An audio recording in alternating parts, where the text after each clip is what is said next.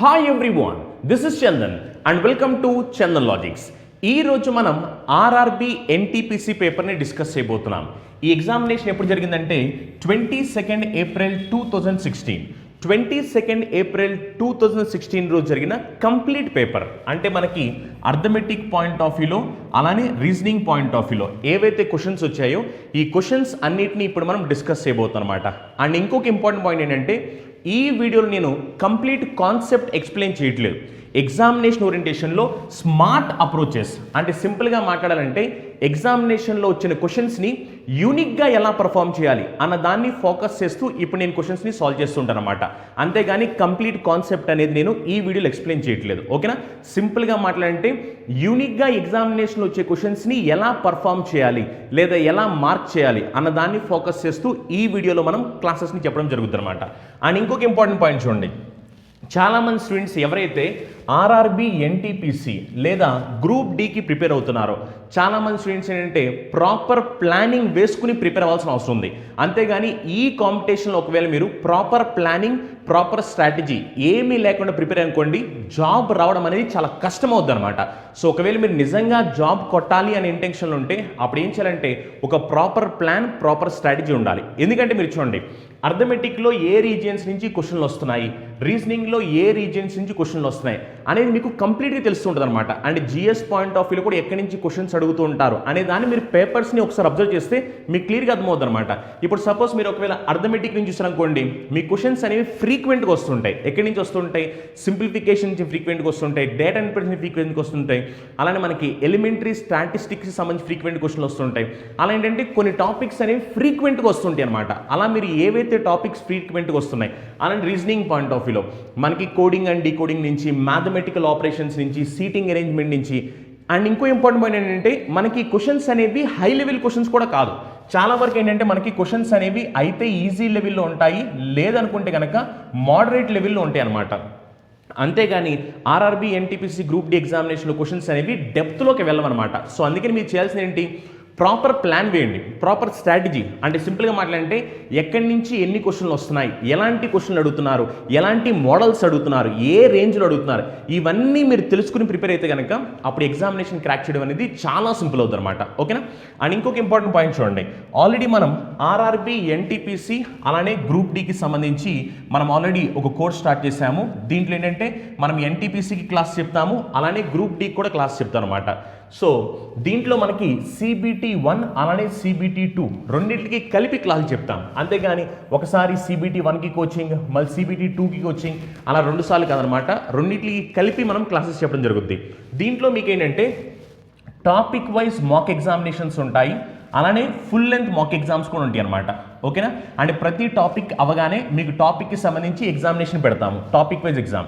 అలానే మీకు full length mock exams కూడా, అంటే మీకు ఫుల్ లెంత్ CBT 1కి సంబంధించి 100 మార్క్స్కి ఎగ్జామినేషన్ కూడా కండక్ట్ చేయడం జరుగుతుంది అనమాట. సో దీంట్లో మనం అర్థమెటిక్, రీజనింగ్, మ్యాథ్స్ పార్ట్ మొత్తం కంప్లీట్గా డిస్కస్ చేయడం జరుగుతుంది అనమాట.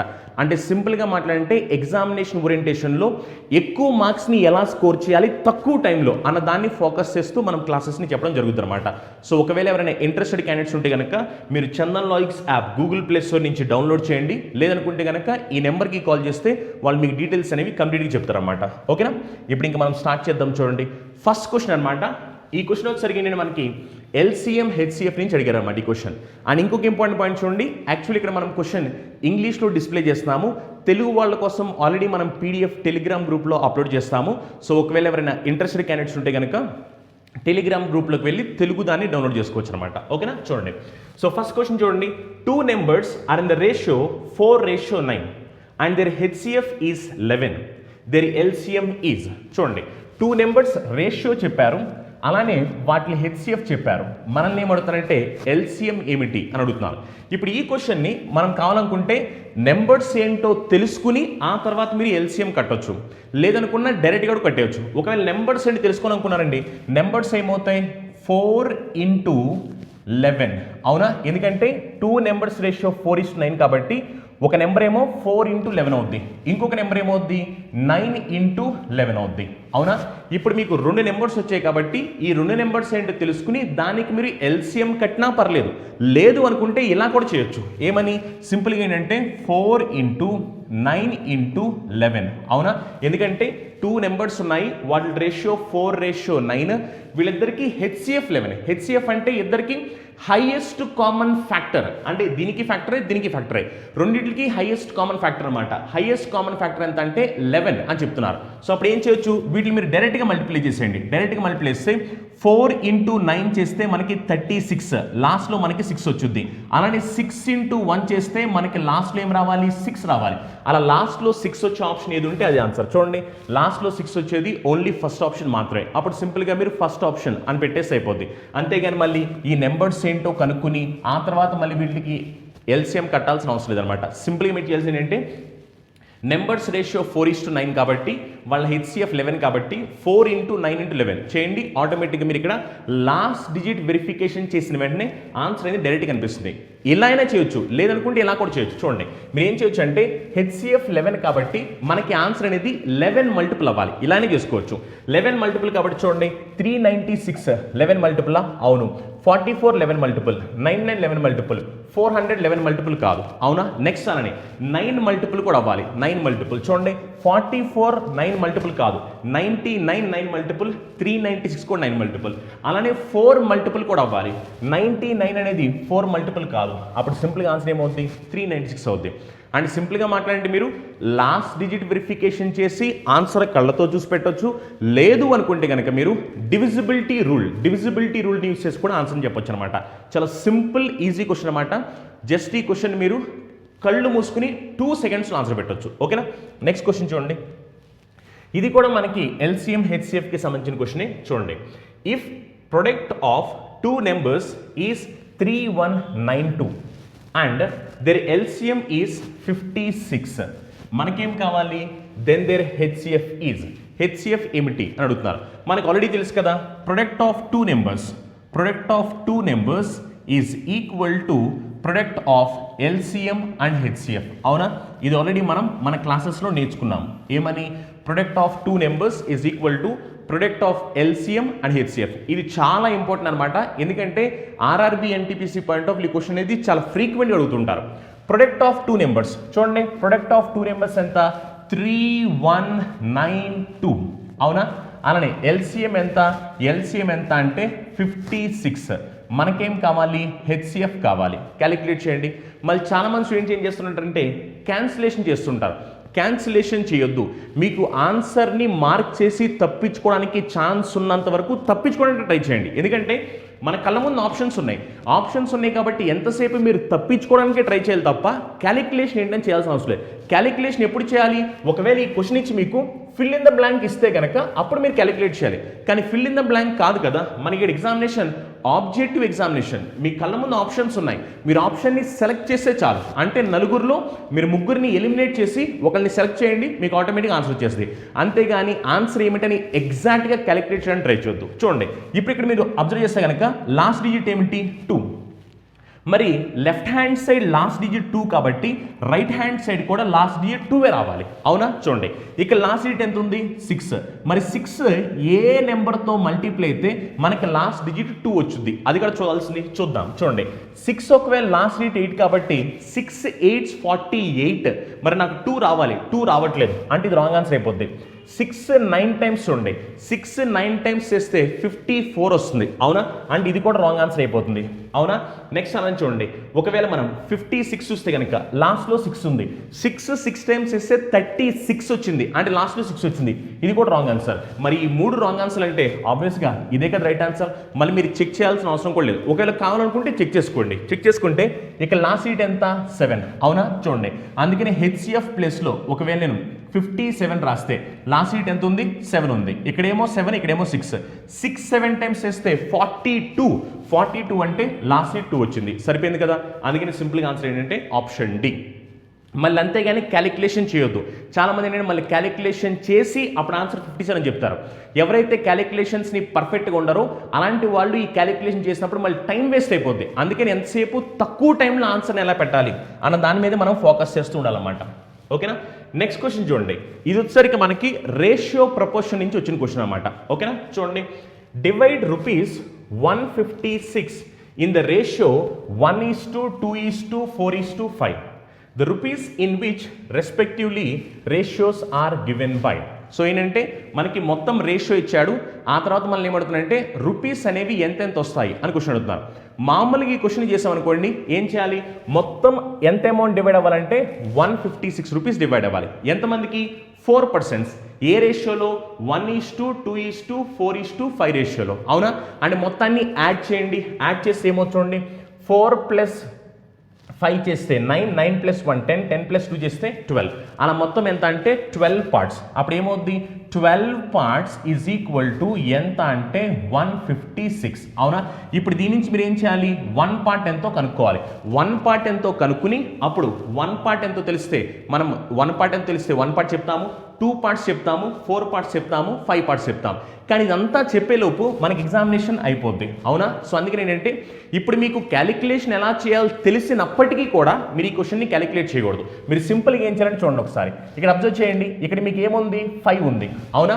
రేషియో అనేది 5. మరి రేషియో 5 అయినప్పుడు మన ఆన్సర్ అనేది 5కి మల్టిపుల్ అవ్వాలి. 5కి మల్టిపుల్. అవునా.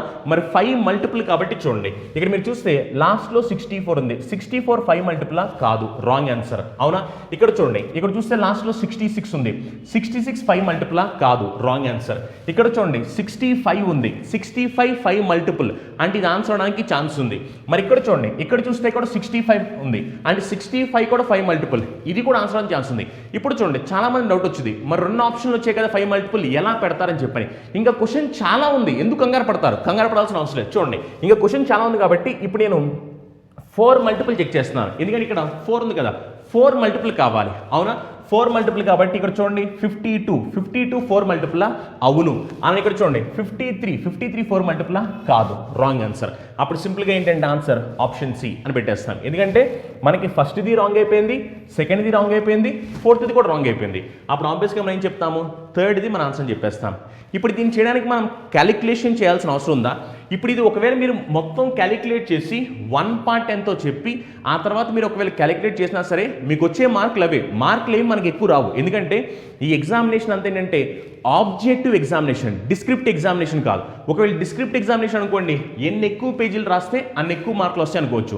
కానీ ఆబ్జెక్టివ్ ఎగ్జామినేషన్ కాబట్టి తక్కువ పేజీలు, అంటే సింపుల్గా మాట్లాడంటే మీరు ఆల్మోస్ట్ చాలా వరకు పెన్ను పెట్టుకోకుండానే ఆన్సర్లు పెట్టడం ట్రై చేయాలి.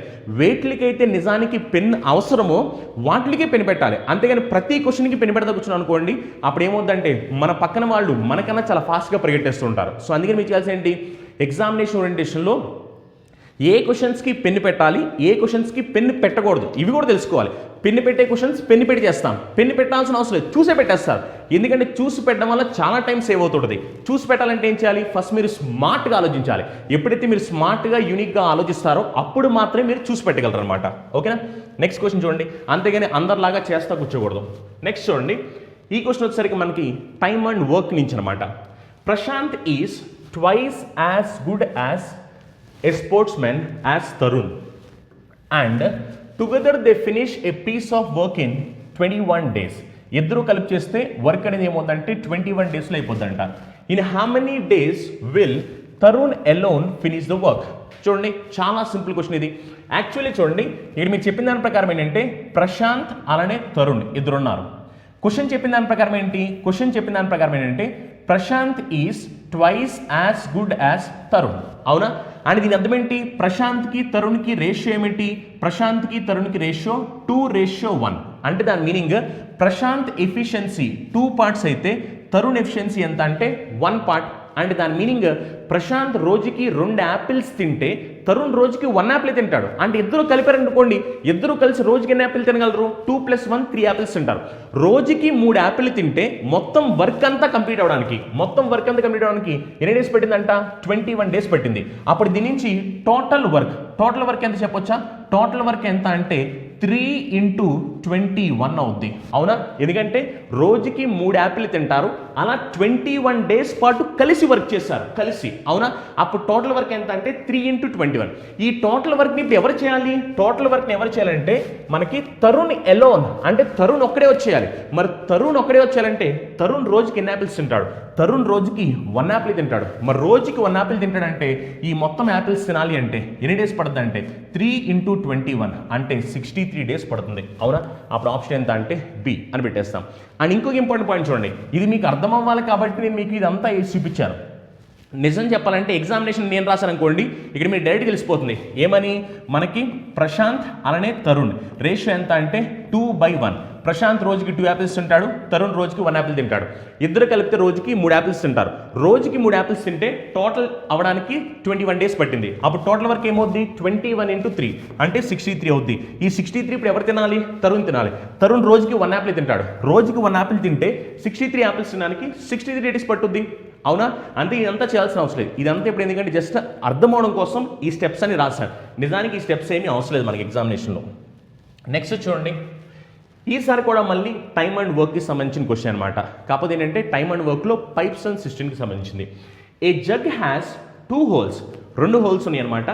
First whole alone make the jug empty in how many minutes? 15 minutes. First jug ఏంటంటే 15 minutesలో ఎంటీ చేస్తుంది. Second whole alone can make the jug empty in 20 minutes. If water leaks out at a constant rate, how long in minutes does it make if both holes together empty the jug? చాలా simple question. చూడండి, మన దగ్గర 2 holes ఉన్నాయి, first whole second whole. First whole నుంచి మనకు మొత్తం empty అవ్వాలి అంటే ఎన్ని మినిట్స్ టైం పడుతుంది అంట? 15 minutes టైం పడుతుంది. సెకండ్ హోల్ నుంచి మొత్తం ఎంటీ అవ్వాలంటే ఎన్ని మినిట్స్ టైం పడుతుంది అంట? 20 minutes టైం పడుతుంది. ఇప్పుడు క్వశ్చన్ ఏమడుతున్నారు, ఒకవేళ ఫస్ట్ హోల్ అలానే second whole, first whole second whole రెండు కలిపి ఆపరేట్ అయితే మొత్తం ఆ జగ్ ఎంటీ అవ్వడానికి ఎంత టైం పడుతుందని అడుగుతున్నారు. అవునా? ఎల్సిఎం తీసుకోండి. ఎల్సిఎం తీసుకుంటే 15కి 20కి ఎల్సిఎం ఎంత? ఎల్సిఎం ఎంత అంటే 60. అంటే టోటల్ ఆ జగ్ కెపాసిటీ ఎంత అంటే 60 లీటర్స్ అనుకుందాం. టోటల్ జగ్ కెపాసిటీ 60 లీటర్స్ అయితే ఇది చూడండి, ఇది 1 minute ఎన్ని లీటర్స్? 1 minute 4 litres. ఇది 1 minute ఎన్ని లీటర్స్? 3 లీటర్స్. మరి ఇద్దరు కలిస్తే 1 minute 7 లీటర్స్ లీక్ చేస్తారు కదా. మరి ఇద్దరు కలిస్తే 1 minute 7 కాబట్టి అప్పుడు 60/7 చేస్తాం. అవునా? 7 ఎన్ని టైమ్స్ పోతుంది చూడండి, 7 8 టైమ్స్ వేసామనుకోండి మనకి ఎంత వస్తుంది? 56 వస్తుంది. అవునా? మరి 8 టైమ్స్ వేస్తే 56 కాబట్టి ఇంకా మనకి 4 మిగిలిపోయింది. అప్పుడు 8/4/7 అని చెప్తాం. అవునా? చూడండి, 8/4/7 ఆప్షన్ డి. చాలా చాలా సింపుల్ క్వశ్చన్. ఒకసారి చూడండి, నిజం చెప్పాలంటే ఇప్పుడు ఇదంతా రాయాల్సిన అవసరం లేదు. సింపుల్గా 15 minutes 20 minutes, 15కి 20కి ఎల్సిఎం ఎంత? 60. ఒక ట్యాప్ వచ్చేసరికి 1 minuteకి 4, ఇంకో ట్యాప్ 1 minuteకి 3, ఇద్దరు కలిపితే 7. 60/7 ఎంత? 60/7 ఎంత అంటే 8/4/7. డైరెక్ట్గా ఆన్సర్ పెట్టేయండి. ఓకేనా? చాలా సింపుల్. మళ్ళీ ఇక్కడ చూడండి, క్యాలిక్యులేషన్ రావాల్సిన అవసరం కూడా లేదు. సింపుల్గా మాట్లాడి తెలివిగా కూడా తప్పించుకోవచ్చు. ఓకేనా? చాలా చాలా సింపుల్ అనమాట. నెక్స్ట్ క్వశ్చన్ చూడండి. నెక్స్ట్ క్వశ్చన్ ఏమిటంటే ఈసారి ఇది సెట్ థియరీకి సంబంధించిన క్వశ్చన్. సెట్ థియరీ లేదా వెన్ డయాగ్రామ్స్ అని కూడా చెప్తూ ఉంటాం అనమాట.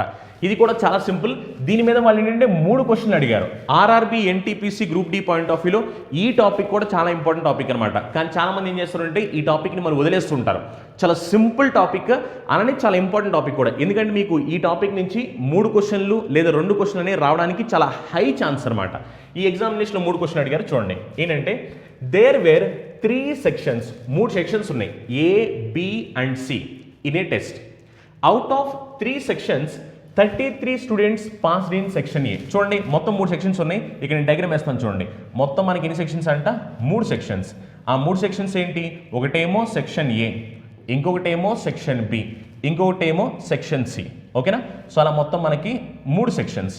ఫస్ట్ సెక్షన్లో చూడండి, ఫస్ట్ సెక్షన్లో మనకి సెక్షన్ ఏలో ఎంతమంది ఉన్నారంట? సెక్షన్ ఏలో వచ్చేసరికి మనకి మొత్తం ఎంతమంది స్టూడెంట్స్ అంటే 34 స్టూడెంట్స్ ఉన్నారు. సెక్షన్ బిలో వచ్చేసరికి ఎంతమంది స్టూడెంట్స్ ఉన్నారంటే 32 స్టూడెంట్స్ ఉన్నారు. అవునా? సారీ, సెక్షన్ ఏ వచ్చేసరికి ఇక్కడ చూడండి, సెక్షన్ ఏ 33 అంట, మనం రాంగ్ వేసాం. సెక్షన్ ఏ 33 స్టూడెంట్స్ ఉన్నారు. సెక్షన్ బి వచ్చేసరికి 34 స్టూడెంట్స్ ఉన్నారు. అలానే సెక్షన్ సి వచ్చేసరికి మనకి ఎంతమంది అంటే 32 స్టూడెంట్స్ ఉన్నారు. ఓకేనా? నెక్స్ట్ అలా నేను చూడండి ఇంకేం చెప్తాను. 10 students passed in section A and B. 10 students ఏంటంట ఏకి బికి కంబైండ్. చూడండి ఏకి బికి కంబైండ్ అంటే ఇది అనమాట, ఏబి కంబైండ్ ఇది, ఓకేనా. ఏబి కంబైండ్ ఇది కాబట్టి వీళ్ళు ఎంతమంది అంట, వీళ్ళు 10 అనమాట, ఓకేనా. 10 స్టూడెంట్స్ ఏంటి సెక్షన్ ఏబి కంబైండ్ టుగెదర్. అలానే నెక్స్ట్ చూడండి 9 passed in section B and C. So B and C చూడండి, బి అండ్ సి అంటే ఇదే కదా, ఇది B and C. B and సిలో ఎంతమంది అంటే 9 అనమాట. 9 స్టూడెంట్స్ బి అండ్ సి, ఓకేనా. 9 స్టూడెంట్స్ వచ్చేసరికి బి అండ్ సి. నెక్స్ట్ అలానే చూడండి 9 స్టూడెంట్స్ ఏమో బి అండ్ సి. నెక్స్ట్ అలానే A and C. A and C ఎంతమంది చూడండి, A and C.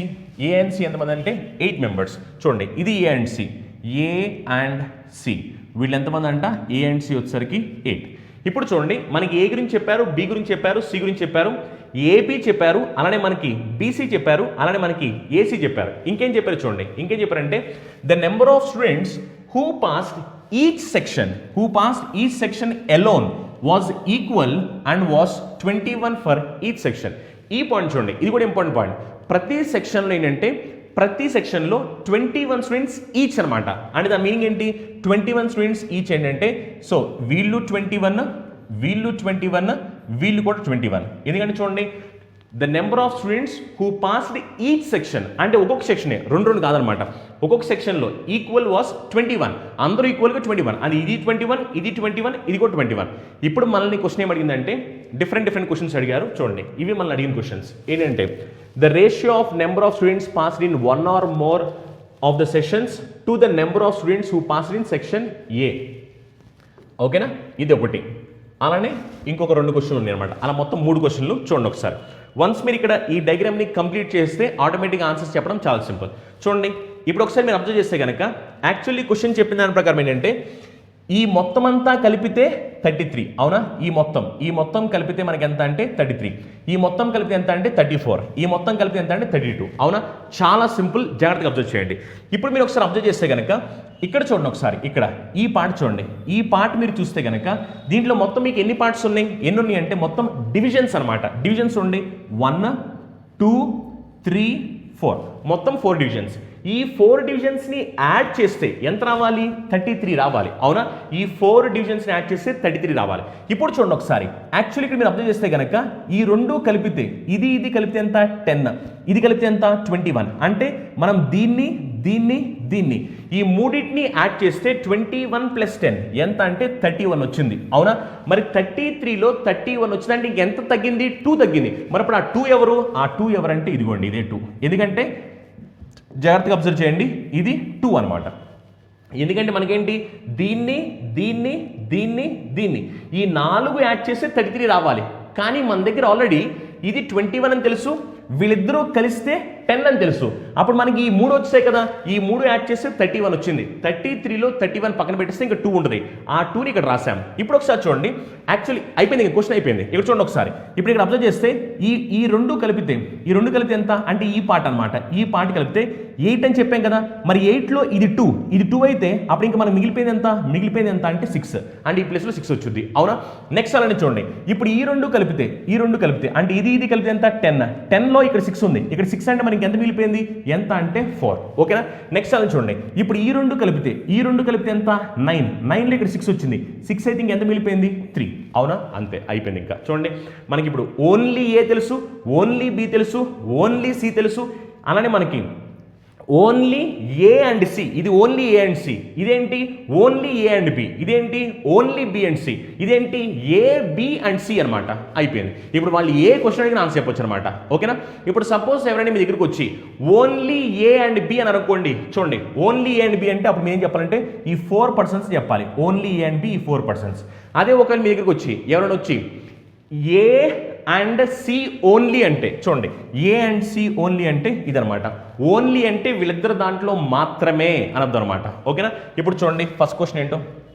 First question మళ్ళీ ఏమడిగారంటే రేషియో అడుగుతున్నారు. రేషియో ఎవరెవరి మధ్యలో, students who passed in 1 or more of the sections to the number of students who passed in section A alone.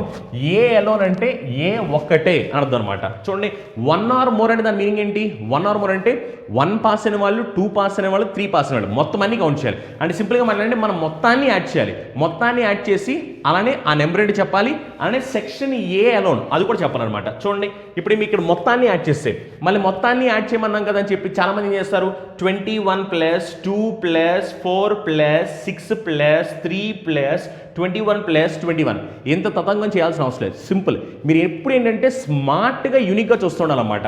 ఇప్పుడు ఈ మొత్తాన్ని add చేయడానికి మొత్తం యాడ్ చేయకూడదు. ఇక్కడ చూడండి ఒకసారి, ఈ మొత్తం కలిపితే ఈ సర్కిల్ మొత్తం కలిపితే ఎంత? 34. అవునా? మరి ఈ సర్కిల్ మొత్తం 34 అయితే దీన్ని పక్కన పెట్టండి. అవునా? దీన్ని పక్కన పెట్టేస్తే ఇంకా మనకి ఏం మిగిలిపోయింది? 21, 2, 21 మిగిలిపోయింది. 21 + 21 చేస్తే 42, 42 + 2 చేసామనుకోండి 44. అవునా? అప్పుడు మనం మొత్తాన్ని యాడ్ చేస్తే ఎంత వచ్చింది? 78 వచ్చింది. అవునా? అప్పుడు మనకు కావాల్సింది ఏంటి? 78 రేషియో ఎవరెవరికి?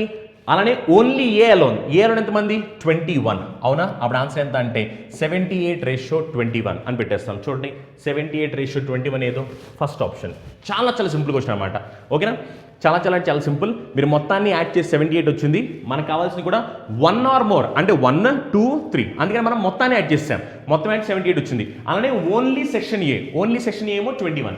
78:21 మన ఫస్ట్ ఆప్షన్ ఆన్సర్ అవుతుంది. నెక్స్ట్ చూడండి, how many students passed in all the 3 sections? మొత్తం 3 సెక్షన్స్ అంట. చూడండి మొత్తం 3 సెక్షన్స్ అంటే ఇదే కదా, మొత్తం 3 సెక్షన్స్ అంటే అప్పుడు ఆన్సర్ ఏమవుద్ది? 6 అవుద్ది. అవునా? చూడండి ఆప్షన్ బి. చాలా సింపుల్ అనమాట. నెక్స్ట్ కొంచెం చూడండి, how many passed only 1 of the 3 subjects?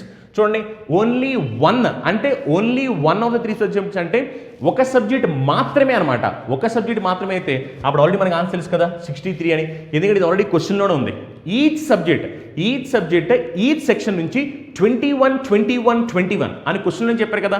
మళ్ళీ నేను వెనక్కి వెళ్ళాల్సిన అవసరం కూడా లేదు. డైరెక్ట్గా నేను 21 3 times అంటే 63 కదా, ఆన్సర్ 63 పెట్టేసి అయిపోద్ది. మళ్ళీ వెనక్కి వెళ్ళి చూసుకోవాల్సిన అవసరం కూడా లేదు. అలా ఈ 3 చాలా సింపుల్ క్వశ్చన్స్ అనమాట.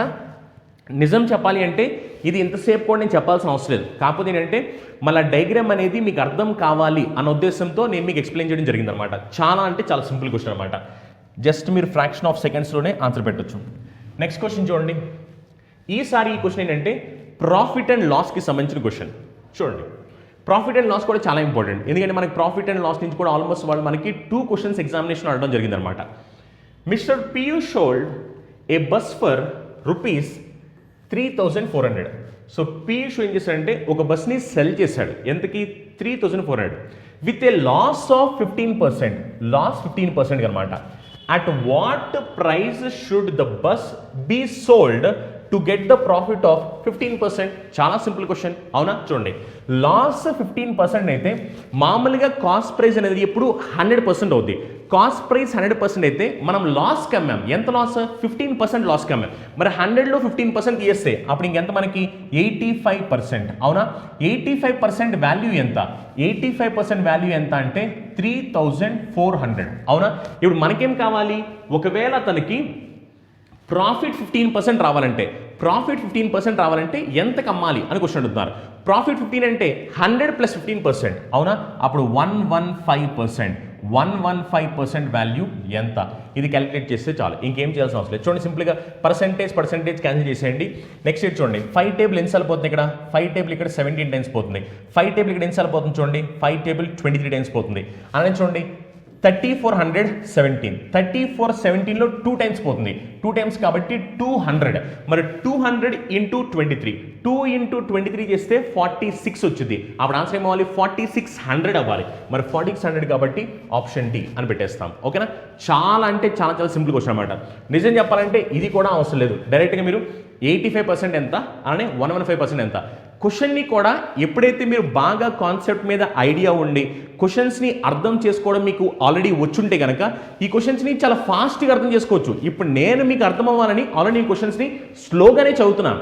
కానీ మీకు ఒకవేళ మీరు ఎగ్జామినేషన్ రాశారనుకోండి, అప్పుడు ఏంటి? మీకు ఆల్రెడీ కాన్సెప్ట్ ఐడియా ఉంటుంది కాబట్టి క్వశ్చన్ దగ్గర కూడా మీరు టైం వేస్ట్ చేయాల్సిన అవసరం లేదు. క్వశ్చన్ని కూడా ఫాస్ట్గా చదువుతారు, ఫాస్ట్గా అర్థం చేసుకుంటారు. కానీ ఇలా అర్థం చేసుకోవాలన్నా, ఫాస్ట్గా అనలైజ్ చేయాలన్నా ఆల్రెడీ మీకు ఫస్టే బాగా ప్రాక్టీస్ కాన్సెప్ట్ మీద గ్రిప్ ఉంటేనే ఇవన్నీ జరుగుతాయి అనమాట. లేకపోతే వాళ్ళు ఫాస్ట్గా జరగవు. నెక్స్ట్ క్వశ్చన్ చూడండి, మళ్ళీ ప్రాఫిట్ అండ్ లాస్కి సంబంధించిన క్వశ్చన్. ఏంటంటే a shopkeeper cheats to the extent of 9% while buying. So అతను కొనుక్కునేటప్పుడు ఆల్రెడీ 9% చీట్ చేసి తెచ్చుకుంటాడు, అంటే అతనికి 9% ఎక్కువ లాభం ఉండేలా చూసుకుంటాడు ఎప్పుడు కొనుక్కునేటప్పుడు.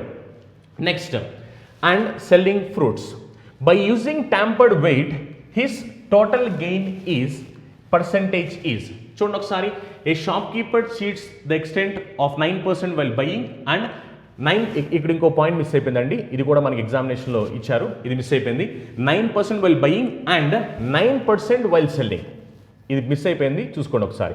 9% వైల్ బయింగ్, 9% వైల్ సెల్లింగ్ అంటే అదేంటంటే అమ్మేటప్పుడు 9% ప్రాఫిట్ వచ్చేలా, అమ్మేటప్పుడు 9% ప్రాఫిట్ వచ్చేలా చూసుకుంటాడు, కొనుక్కునేటప్పుడు కూడా 9% ప్రాఫిట్ వచ్చేలా చూసుకుంటాడు. ఇప్పుడు క్వశ్చన్ ఏమడుగుతుందంటే హిస్ టోటల్ గెయిన్ వాస్, ఇలా చేయడం వల్ల అతనికి మొత్తం మీద ఎంత లాభం వస్తుంది అని క్వశ్చన్ చెప్తుంది. చాలా సింపుల్ క్వశ్చన్, జాగ్రత్త చూడండి.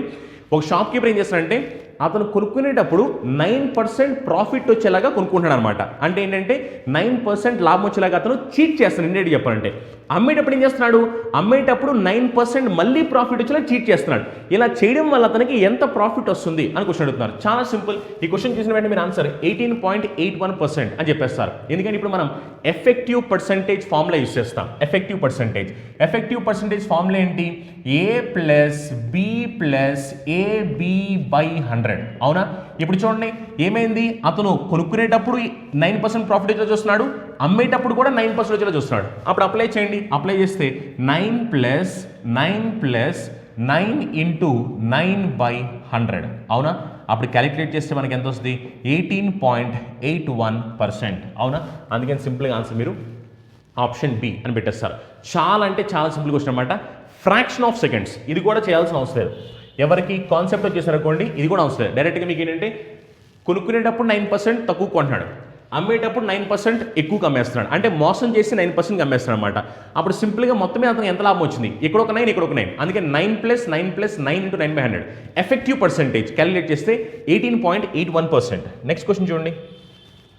నెక్స్ట్ క్వశ్చన్ ఏంటంటే the cash difference between the selling price of an article at a profit of 2% and 14% is ₹3. The ratio of two selling price is. So మనకేం కావాలంటే సెల్లింగ్ ప్రైస్ రేషియో కావాలి. చూడండి ఇప్పుడు ఈ ₹3 మీరు పక్కన పెట్టేసుకోవచ్చు, ఎందుకంటే నిజానికి ఆ ₹3 వల్ల ఇంపార్టెంట్ ఏం లేదు. ఎందుకంటే మన క్వశ్చన్ ఏం అడుగుతున్నారు, సెల్లింగ్ ప్రైజెస్ రేషియో ఎంత అడుగుతున్నారు. అవునా? మరి సెల్లింగ్ ప్రైస్ రేషియో ఎంత అడిగారు కాబట్టి ఈ రెండింటికి ఎలా కాస్ట్ ప్రైస్ అనేది సేమ్ అనమాట. చూడండి ఒకవేళ ప్రాఫిట్ 2% వస్తే కనుక అని దాని అర్థం ఎంతకి అమ్ముతున్నట్టు సెల్లింగ్ ప్రైస్ ఏమవుద్ది, సెల్లింగ్ ప్రైస్ ఏమవుతుందంటే 102% అవుద్ది సెల్లింగ్ ప్రైస్. అవునా? అదే ఒకవేళ ప్రాఫిట్ 14% వస్తే కనుక అప్పుడు సెల్లింగ్ ప్రైస్ ఏమవుతుందంటే 114% అవుద్ది. ఇప్పుడు దీనికి రేషియో ఏమిటి అని క్వశ్చన్ అడుగుతారు. సింపుల్, అంటే మనకి సెల్లింగ్ ప్రైజెస్కి రేషియో ఏమిటి అనే కదా క్వశ్చన్. చూడండి పర్సెంటేజ్ క్యాన్సిల్ అయిపోతాయి. అవునా? మరి పర్సెంటేజ్ క్యాన్సిల్ అయిపోతే ఇంకేం క్యాన్సిల్ అవుతుంది చూడండి, ఇక్కడ 6 టేబుల్ క్యాన్సిల్ అవుతుందా, 6 టేబుల్ ఎన్నిసార్లు క్యాన్సిల్ అవుతుందంటే 17 టైమ్స్ క్యాన్సిల్ అవుతుంది. అవునా? ఎందుకంటే 60 + 42 17 టైమ్స్. అని ఇక్కడ కూడా చూడండి 6 1 టైం చేసి 16 వచ్చింది, 6 1 టైం చేసి 6 వచ్చింది, ఇంకా మనకి 9 టైమ్స్ చేసి సరిపోతుంది. అవునా? సో అలా ఏంటంటే 17:19. సో 17:19 కాబట్టి అప్పుడు మనం వెంటనే ఆప్షన్ ఏ అని పెట్టేస్తాం అనమాట. చాలా సింపుల్ క్వశ్చన్ అనమాట. జస్ట్ మీరు చేయాల్సిన ఏంటంటే సెల్లింగ్ ప్రైస్ అనేది రేషియో ఏమిటి అని అడుగుతున్నాడు. ఒకసారి 2% ప్రాఫిట్ కమ్మాడు, ఇంకోసారి 14% ప్రాఫిట్ కమ్మాడు. అప్పుడు సెల్లింగ్ ప్రైస్ ఏమవుతుందంటే 102%, 114%. డైరెక్ట్గా రేషియో క్యాలిక్యులేట్ చేసేయండి. అంతేగాని మళ్ళీ ₹3 డిఫరెన్స్ ఉంది, ఇదంతా అవసరం లేదనమాట. ఎందుకంటే మనకు వాళ్ళు సెల్లింగ్ ప్రైస్ రేషియో అడిగారు. సెల్లింగ్ ప్రైస్ రేషియో క్యాలిక్యులేట్ చేయడానికి ఇక్కడ ఆల్రెడీ మనకు పర్సెంటేజ్లో తెలుసు కాబట్టి డైరెక్ట్గా పర్సెంటేజ్కి రేషియో కట్టండి. అంతేగాని మళ్ళీ ఇదంతా మనం చూడాల్సిన అవసరం లేదనమాట. నెక్స్ట్ క్వశ్చన్ చూడండి.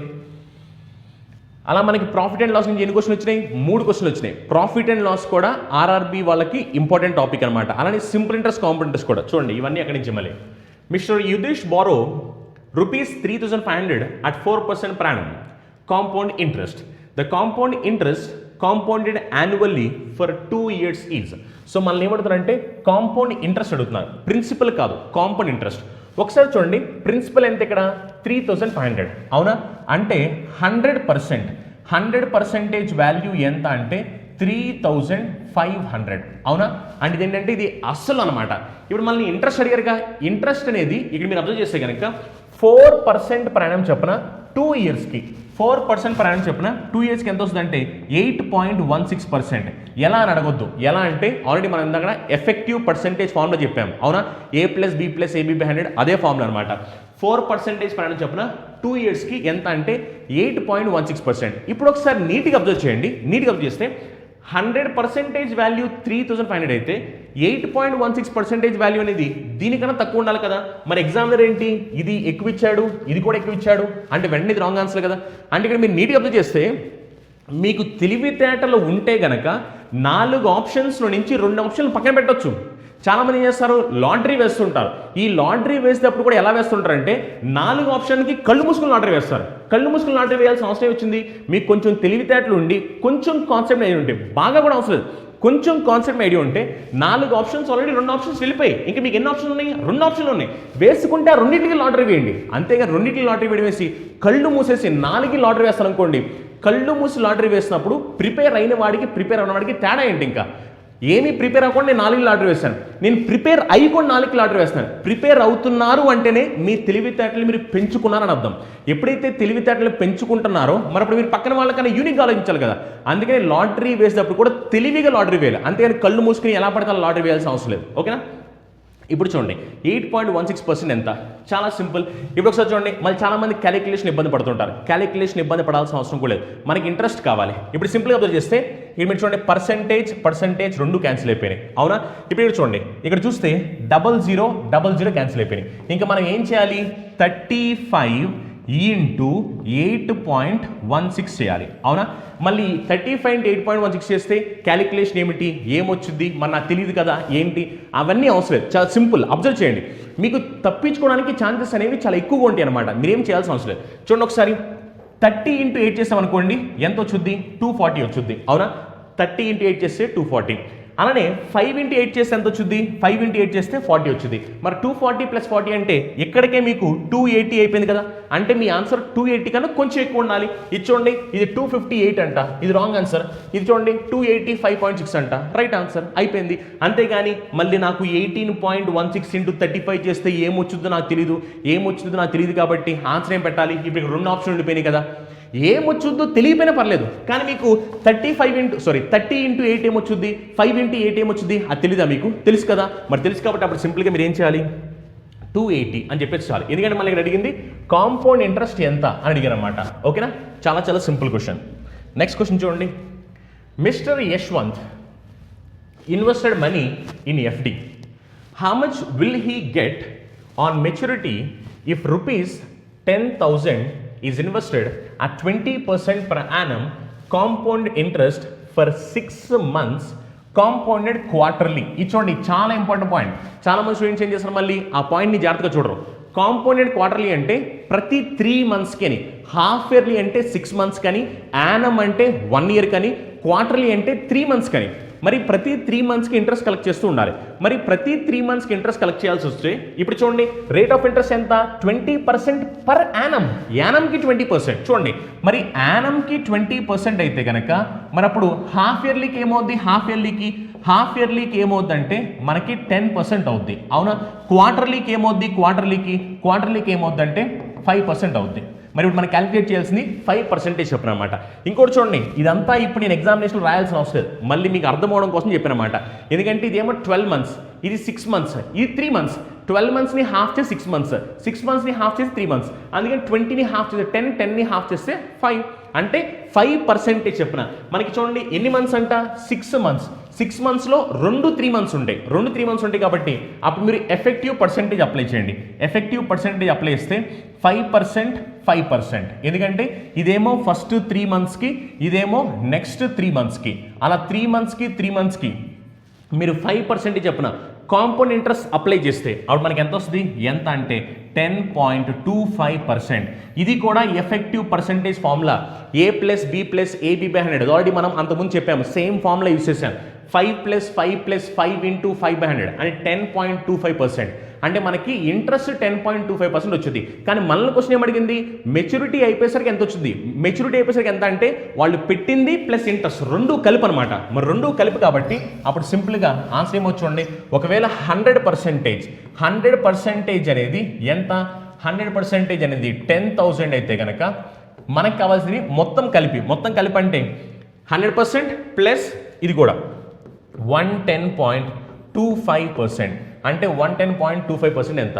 సింపుల్. అప్పుడు ఆన్సర్ ఎంత చూడండి, 11025. ఎందుకంటే ఇక్కడ జీరోస్ ఇక్కడ చూడండి, 00 క్యాన్సిల్ అయిపోతాయి, వీళ్ళిద్దరూ మల్టిప్లై అవుతారు. మల్టిప్లై అయితే 100 ఇంటూ 110.25, 100 ఇంటూ 110.25 అంటే 11025 కాబట్టి ఆప్షన్ బి అని పెట్టేస్తారు. ఇంకోటి చూడండి, నిజానికి ఈ క్వశ్చన్కి ఇదంతా కూడా చేయాల్సిన అవసరం లేదు. సింపుల్ ఇక్కడ ఏంటి, ఒకటే పాయింట్, క్వశ్చన్ చదివి వెంటనే మీకు అర్థమైపోవాలి. రేట్ ఆఫ్ ఇంట్రెస్ట్ అనేది యానంలో ఇచ్చాడు, చివరిలో మిమ్మల్ని అడిగింది క్వార్టర్లీలో క్యాలిక్యులేట్ చేస్తే ఏమవుద్దని. మిమ్మల్ని అడిగింది ఏంటి, మొత్తం మీద ఎంత వస్తుంది, మొత్తం మీద అంటే టోటల్ ఇన్వెస్ట్మెంట్ ఏదైతే పెట్టారో అలానే ఇంట్రెస్ట్ రెండు కలిపి అనమాట, రెండు కలిపి ఎంత అని. సో అందుకేంటి 100% వాల్యూ 10,000 అయితే మనకి 5% చెప్పిన మనకి 2 టైమ్స్ కట్టాలి, 10.25% ఇంట్రెస్ట్. అంటే 110.25% ఎంత, 100% అనేది 10,000 అయితే 110.25% ఎంత. అప్పుడు ఆన్సర్ ఎంత అంటే 11025, ఫ్రాక్షన్ ఆఫ్ సెకండ్స్ అనమాట. నెక్స్ట్ క్వశ్చన్ చూడండి. నెక్స్ట్ ఏంటంటే సింప్లిఫికేషన్కి సంబంధించి కూడా క్వశ్చన్స్ అడిగారు. అండ్ ఒకసారి అబ్జర్వ్ చేయండి, సింప్లిఫికేషన్ సంబంధించి కూడా వాళ్ళు చాలా ఎక్కువ క్వశ్చన్స్ అడుగుతారు అనమాట. ఆల్మోస్ట్ ఈ ఎగ్జామినేషన్లో సింప్లిఫికేషన్ సంబంధించి ఒక 5 క్వశ్చన్స్ దాకా అడగడం జరిగింది అనమాట. చాలా సింపుల్ క్వశ్చన్స్ కూడా మళ్ళీ. ఓకేనా, చూడండి ఒకసారి. Simplify 2^4 divide by 2^-1. చూడండి, ఇప్పుడు దీన్ని సింప్లిఫై చేస్తే ఏమవుతుంది, ఇది 2^5 అవుద్ది. మరి 2^5 అంటే ఎంత, 32. అవునా, ఎందుకంటే ఇది నెగిటివ్ పవర్ కదా, నెగిటివ్ పవర్ కాబట్టి ఇది పైకి వెళ్ళిపోయింది అనుకోండి పాజిటివ్ అవుద్ది. అప్పుడు 2^4 + 1, 4 + 1 అంటే 5 కదా, మరి 2^5 వాల్యూ ఎంత, 32. చాలా సింపుల్ అనమాట. మనం యూజ్ చేసిన కాన్సెప్ట్ ఏంటంటే a⁴ డివైడ్ బై a⁴n, అది తెలుసు కదా మీకు, సేమ్ అలాంటిది అనమాట. ఇది 2⁴, ఇదేమో 2⁻⁻1, సింప్లిఫై చేస్తే 2⁵. ఎంత అంటే 32. నెక్స్ట్ కొంచెం చూడండి, కంప్యూట్ అంటే సింప్లిఫై చేయమంటున్నాడు. సింపుల్గా మాట్లాడంటే 35968 డివైడ్ బై 562 డివైడ్ బై 8 = ఎంత. చాలా సింపుల్ క్వశ్చన్ ఇది. మళ్ళీ చాలామంది ఏం చేస్తారు, క్యాలిక్యులేట్ చేస్తుంటారు. క్యాలిక్యులేషన్ చేయాల్సింది తప్పించుకోవడం వెళ్ళాలని తెలుసుకోవాలి. తప్పించుకోవడం, క్యాలిక్యులేషన్లు ఎవరైనా చేస్తుంటారు. క్యాలిక్యులేషన్ చేయడం వల్ల జాబ్ ఏమి రాదండి, క్యాలిక్యులేషన్ చేయడం వల్ల టైం వేస్ట్ అయిపోతుంది. క్యాలిక్యులేషన్ అనేది ఎప్పుడు అవసరమో అప్పుడే చేయాలి. మనం ఎంతసేపు తప్పించుకోవడానికి ట్రై చేస్తుండాలి. చూడండి, ఇప్పుడు నేను దీన్ని రాయొచ్చా, 35968. ఈ డివిజన్ ఆపరేషన్ నేను మల్టిప్లికేషన్ కింద రాస్తున్నాను. మల్టిప్లికేషన్ కింద రాస్తే 1/562 ఇంటూ ఈ డివిజన్ కూడా మల్టిప్లికేషన్ 1/8 = ఎంత. అవునా, ఎందుకంటే మన డివిజన్ని మల్టిప్లికేషన్ కింద రాసుకోవచ్చు, తెలుసు కదా మీకు. ఇప్పుడు సపోజ్ చూడండి, ఇక్కడ ఇలా ఉందనుకుందాం, 25 డివైడ్ బై 4. దీన్ని ఇప్పుడు నేను కావాలంటే రాయొచ్చా, 25 ఇంటూ 1/4 అని రాసుకోవచ్చు కదా. అంటే సింపుల్గా ఏంటంటే డివిజన్ ఆపరేషన్ని మల్టిప్లికేషన్ కింద మార్చాను. డివిజన్ ఆపరేషన్ని మల్టిప్లికేషన్ కింద రాసినప్పుడు నేను ఫ్రాక్షన్ని రివర్స్ చేశాను, 4 కాస్త 1/4 అని రాశాను. సేమ్ అదే ఇప్పుడు నేను ఇక్కడ అప్లై చేశాను అనమాట. ఓకేనా, ఇప్పుడు చూడండి, ఇప్పుడు నేను చేసేది ఏంటంటే దీనికి నేను ఇప్పుడు సింప్లిఫికేషన్ చేయను, ఎందుకంటే సింప్లిఫై చేస్తే వాళ్ళు చాలా టైం వేస్ట్ అవుద్ది. నేను ఇప్పుడు ఏం చేస్తానంటే లాస్ట్ డిజిట్ని వెరిఫై చేస్తున్నా. లాస్ట్ డిజిట్ని వెరిఫై చేస్తే చూడండి ఒకసారి, ఇప్పుడు ఇదంతా ఏంటంటే న్యూమరేటర్లో ఉంది, ఇది డినామినేటర్ ఉంది. ఇప్పుడు వీళ్ళందరూ అవతలకి వెళ్ళిపోతారు కదా, అవతలకి వెళ్ళిపోతే ఏమో చూడండి, 8 × 1 × 1 చేస్తే 8 × 1 × 1 చేస్తే మనకి left hand side last digit 8 వచ్చింది. మరి left hand side last digit 8 కాబట్టి రైట్ హ్యాండ్ సైడ్ చూడండి, రైట్ హ్యాండ్ సైడ్ చూస్తే 2 × 8 చేసామనుకోండి 16, లాస్ట్లో 6 వచ్చింది. ఇప్పుడు ఈ 6 వచ్చి ఈ నెంబర్తో మల్టిప్లై అవ్వాలి. చూడండి, $6 అనేది ఒక నెంబర్తో మల్టిప్లై అయిన వెంటనే మీకు లాస్ట్లో 8 రావాలి. అది ఏంటో చూడండి ఒకసారి చూద్దాం. చూడండి, ఇక్కడ లాస్ట్లో 0 ఉంది అంటే ఆన్సర్ మనకి లాస్ట్ డిజిట్ 0 వస్తుంది, రాంగ్ ఆన్సర్. ఇక్కడ లాస్ట్లో 2 ఉంది, 6 2 టైమ్స్ ఇస్తే 12 వచ్చింది, 12 అండ్ లాస్ట్లో 2 ఉంటుంది, రాంగ్ ఆన్సర్. 6 8 టైమ్స్ ఇస్తే 48. చూడండి, 6 8 టైమ్స్ 48 కదా, 8 left hand side right hand side రెండు మ్యాచ్ అవుతున్నాయి. ఇక్కడ చూడండి, 6 1 టైమ్ చేసి 6 వచ్చింది, రాంగ్ ఆన్సర్. అప్పుడు సింపుల్ ఏంటంటే ఆప్షన్ సి అని పెట్టేస్తారు.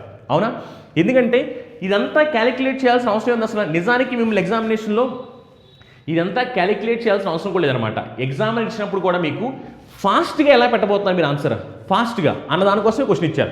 సింపుల్గా మీరు లాస్ట్ సైడ్ వెరిఫై చేస్తే చాలు, ఇంకేం చేయాల్సిన అవసరం లేదు. Left hand side right hand side రెండు ఈక్వల్ అవ్వాలి. ఎందుకంటే మనం చిన్నప్పుడు నేర్చుకున్న కాన్సెప్ట్స్ ఇవే అనమాట. దాని ప్రకారం మీరు ఇవన్నీ న్యూమరేటర్స్ అనమాట. ఇక్కడ ఏమీ లేదంటే డివైడ్ బై 1 అని అంటాం. ఇవన్నీ న్యూమరేటర్స్ మొత్తాన్ని మల్టిప్లై చేయండి, మల్టిప్లై చేసి లాస్ట్ డిజిట్ ఎంతో చూడండి, లాస్ట్ డిజిట్ ఎంత వచ్చింది 8 వచ్చింది. అలానే ఈ డినామినేటర్లో ఉన్నవన్నీ రైట్ హ్యాండ్ సైడ్ వెళ్ళిపోతాయి, మల్టిప్లై చేయండి, మల్టిప్లై 6 వచ్చింది. 6ని ఏ నెంబర్తో మల్టిప్లై 8 వచ్చింది. 6ని ఇక్కడ మనం 8తో మల్టిప్లై చేస్తే 8 times 48 కాబట్టి లాస్ట్లో 8 వచ్చింది. Left hand side right hand side రెండు మ్యాచ్ అయ్యాయి, అప్పుడు ఆబ్వియస్గా మీరు ఆన్సర్ పెట్టేస్తారు. ఓకేనా. నెక్స్ట్ క్వశ్చన్ చూడండి.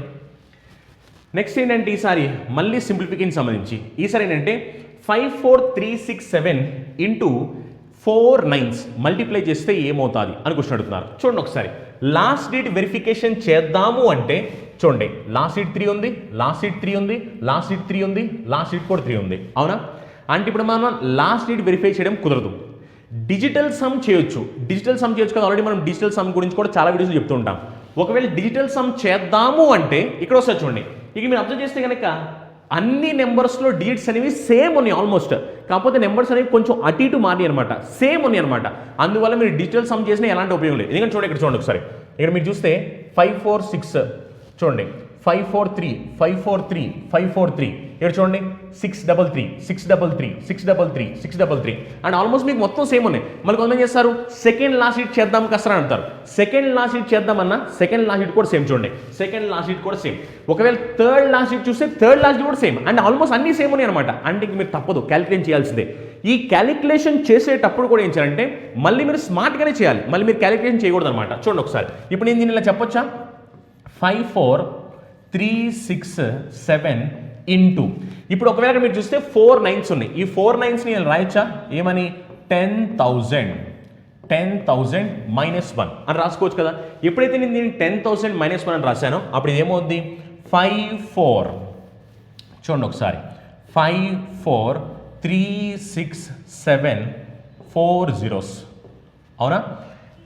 -1 అంటే ఇప్పుడు ఈ నెంబర్ని సబ్ట్రాక్ట్ చేయాలి. మరి సబ్ట్రాక్ట్ చేయాలి కాబట్టి ఏమో చూడండి 5 4 3 6 7 సబ్ట్రాక్ట్ చేయండి, సబ్ట్రాక్ట్ చేసి అయిపోద్ది. అవునా. ఇప్పుడు చూడండి ఒకసారి జస్ట్ మీకు అర్థం అవడం కోసం ఇదంతా నేను చూపిస్తాను.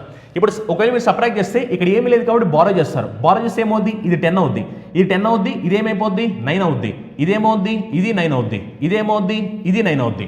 అవునా. ఇదేమైపోద్ది ఇది మీకు 6 అయిపోద్ది. అవునా.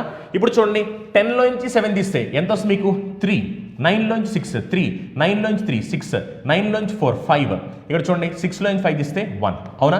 మరి ఇప్పుడు చూడండి ఆన్సర్ ఏంటంటే లాస్ట్లో 15633 15633 ఇక్కడ చూడండి 15633 ఆప్షన్ 4. మిగిలిన వాటిలో లేదనమాట 15633 15633. ఇక్కడ చూడండి ఇక్కడ 15633 ఉంది, ఇక్కడ 15633 ఉంది.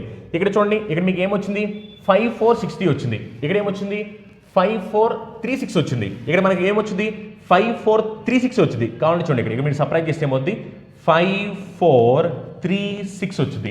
మరి 5436 కాబట్టి ఇది రాంగ్ ఆన్సర్ అవుద్ది, ఇది రైట్ ఆన్సర్ అవుద్ది. 5436 15633. ఓకేనా. చాలా సింపుల్. ఒకసారి చూడండి మళ్ళీ ఇదంతా మీరు చేయాల్సిన అవసరం లేదు, ఇదంతా జస్ట్ అర్థం కావడం. ఇప్పుడు ఈ స్టెప్ నిజానికి అవసరం లేదు, ఈ స్టెప్ మీరు చేయాల్సింది ఏంటి 54367 పక్కన 4 zeros -54367 సబ్ట్రాక్ట్ చేసేయండి, సబ్ట్రాక్ట్ చేసి ఆన్సర్ వచ్చేస్తాయి. ఎందుకంటే ఇప్పుడు దీంట్లో మనం లాస్ట్ సీట్ వెరిఫికేషన్ ఛాన్స్ లేదు, second last seat verification chance లేదు, ఎందుకంటే అవన్నీ సేమ్ అని అనమాట.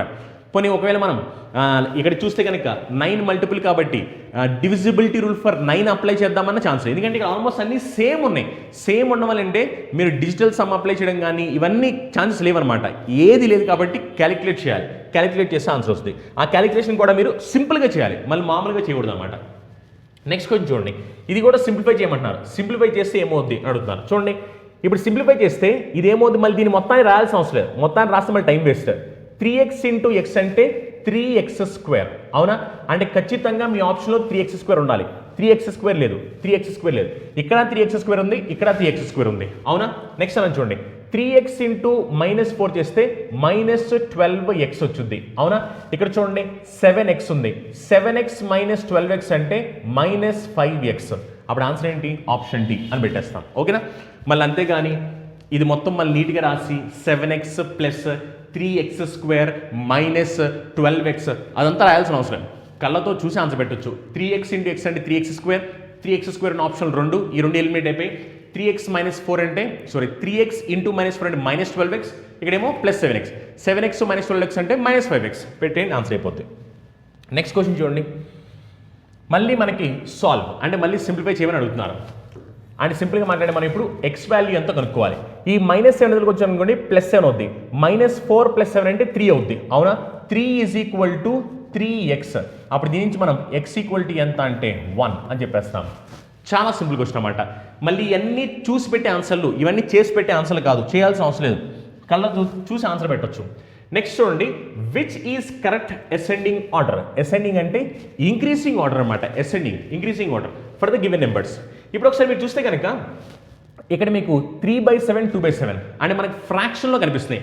ఇప్పుడు మీరు కావాలనుకుంటే ఇక్కడ 0.3 ఉంది కదా, దీనికి కూడా మీరు ఫ్రాక్షన్లో రాసుకోవచ్చు. అంటే ఇప్పుడు సపోజ్ ఇది ఉంది ఆప్షన్ ఏ, నేను దీని ఇలా రాయొచ్చు కదా, 3/7, 0.3 అంటే దీన్ని 3/10 అని రాయొచ్చు, అలానే 2/7 అని రాయొచ్చు. ఇప్పుడు చూడండి, ఇది రాసిన తర్వాత మళ్ళీ మీరు దీన్ని ఒకవేళ కంపారిజన్ చేయాలి అనుకుంటే మీరు ఏం చేస్తారు, చాలామంది ఎల్సిఎం తీసుకుంటారు. ఎల్సిఎం తీసుకుని 7కి 10కి 7కి ఎల్సిఎం ఎంత అంటే 70 తీసుకుని అప్పుడు ఏం చేస్తారు, వీటిని సింప్లిఫై చేస్తారు. సింప్లిఫై చేసి ఆ తర్వాత వచ్చిన నెంబర్ని క్యాలిక్యులేట్ చేస్తుంటారు. అవునా, కానీ ఇదంతా చేసేలోపు ఎగ్జామినేషన్ టైం అయిపోద్ది. ఎందుకంటే మనంతా చేసేంత టైం ఎగ్జామినేషన్ లేదు మనకి. ఫాస్ట్గా చూసామా వెళ్ళిపోయామా అంతే అనమాట. ఇంకా అంతేగాని మీరు అంతా టైం వేస్ట్ చేయకూడదు అనమాట. ఇంకొకటి చూడండి, ఒకవేళ మీరు ఈ క్వశ్చన్కి ఆన్సర్ పెట్టాలంటే ఆల్రెడీ మనం నేర్చుకున్నాం 1/7కి సంబంధించి టెక్నిక్ ఆల్రెడీ మనం నేర్చుకున్నాం. దీనికి సంబంధించి ఆల్రెడీ మనం పర్సెంటేజ్ అనే వీడియోలో కూడా చెప్పాను అనమాట. 1/7 గురించి ఒక నెంబర్ గుర్తుపెట్టుకోండి అని చెప్పాను కదా. ఆ నెంబర్ ఏంటి, 1428557 అనే నెంబర్ని గుర్తుపెట్టుకోండి అని చెప్పానా. వన్స్ ఈ నెంబర్ గుర్తుపెట్టుకుంటే ఆటోమేటిక్ మీకు తెలిసిపోతాయి కదా. ఇప్పుడు చూడండి, ఎవరైనా మిమ్మల్ని 2/7 ఎంత అడిగారు అనుకోండి, 2/7 అంటే ఏమవుద్ది, 2/7 అంటే మనకి 28 మనం పర్సెంటేజ్లో సింప్లిఫై చేస్తే కనుక 2/7 ఏమవుతుందంటే 0.285714 అవుతుంది. అవునా, 0.285714. అదే ఒకవేళ మిమ్మల్ని 3/7 అడిగారు అనుకోండి, అప్పుడు ఏమవుద్ది 0.428571 అవుద్ది. ఇది తెలుసు అనుకోండి, ఇది తెలిస్తే మీరు సింప్లిఫై చేయాల్సిన అవసరం లేదు. ఎందుకంటే చూడండి ఒకసారి, ఇప్పుడు మీకు ఇది తెలిస్తే కనుక అప్పుడు ఏమవుద్ది, ఎలాగో వాళ్ళు 0.3 అని ఇచ్చారు. 0.3 ఇచ్చినప్పుడు ఆ 0.3 వీళ్ళిద్దరికి మధ్యలో వచ్చిందిగా, 0.3 వీళ్ళిద్దరి మధ్యలో వచ్చిందిగా. ఎందుకంటే ఇది 0.2నే, ఇంకా పక్కన వదిలేయండి, 0.2 ఇది 0.3 ఇది 0.4. అవునా, మరి అప్పుడు ఆన్సర్ ఎలా ఉండాలి, ఆన్సర్ ఎలా ఉండాలంటే 2/7, 0.3, 3/7. ఎందుకంటే మనల్ని అసెండింగ్ ఆర్డర్ ఇంక్రీసింగ్ ఆర్డర్ అడిగారు. చూడండి అలా ఆప్షన్ ఏముందో, option C 2/7, 0.3, 3/7 fraction of seconds అనమాట. ఎప్పుడు మీకు ఒకవేళ 1/7 ఫ్రాక్షన్ వాల్యూ తెలుస్తుంటే కనుక మీకు అది తెలియాలంటే జస్ట్ మీరు గుర్తుపెట్టుకోవాల్సింది 142857. ఈ 142857 అన్న నెంబర్ చుట్టూనే ఈ 1/7 అన్న ఫ్రాక్షన్ తిరుగుతూ ఉంటుంది అని ఆల్రెడీ మనం పర్సెంటేజ్ అన్న వీడియోలో కాన్సెప్ట్లో చెప్పాము కూడా దాన్ని. ఇది తెలుసు అనుకోండి, ఫ్రాక్షన్ ఆఫ్ సెకండ్స్. అప్పుడు ఇదంతా కూడా రాయాల్సిన అవసరం లేదు. ఇప్పుడు అంతా ఎందుకు రాశాను, నేను మీకు చూపించాలి కాబట్టి నేను రాశాను. అంతేగా ఎగ్జామినేషన్ అనుకోండి డైరెక్ట్గా పెట్టేస్తాం. నెక్స్ట్ చూడండి, మళ్ళీ ఇది కూడా నిజం చెప్పాలంటే ఇది కూడా సింప్లిఫికేషన్ సంబంధించింది, లేదా మనం ఆల్జీబ్రా అని కూడా అనుకోవచ్చు అనమాట. అండ్ ఇంకొక ఇంపార్టెంట్ విషయం ఏంటంటే మన ఎగ్జామినేషన్లో ఆల్జీబ్రాకి సంబంధించి ఆర్ఆర్బీలో ఆల్జీబ్రాకి సంబంధించి టైమ్ అండ్ వర్క్కి ట్రిగ్నామెట్రీకి సంబంధించి, నెక్స్ట్ అలా మనకి నెంబర్ సిస్టమ్ సంబంధించి వీటికి సంబంధించి కూడా క్వశ్చన్లు ఇస్తుంటారు. అండ్ ఇవి కూడా చాలా సింపుల్ క్వశ్చన్లే, కష్టమైన క్వశ్చన్లు ఏమన్నా అనమాట. మీరు సింపుల్గా చెప్పాలంటే ఆల్జీబ్రా వచ్చి అనుకోండి, సబ్స్టిట్యూషన్లు చేసి అవి చేసి ఇవి ఆన్సర్ పెట్టేసుకుంటూ ఉండొచ్చు.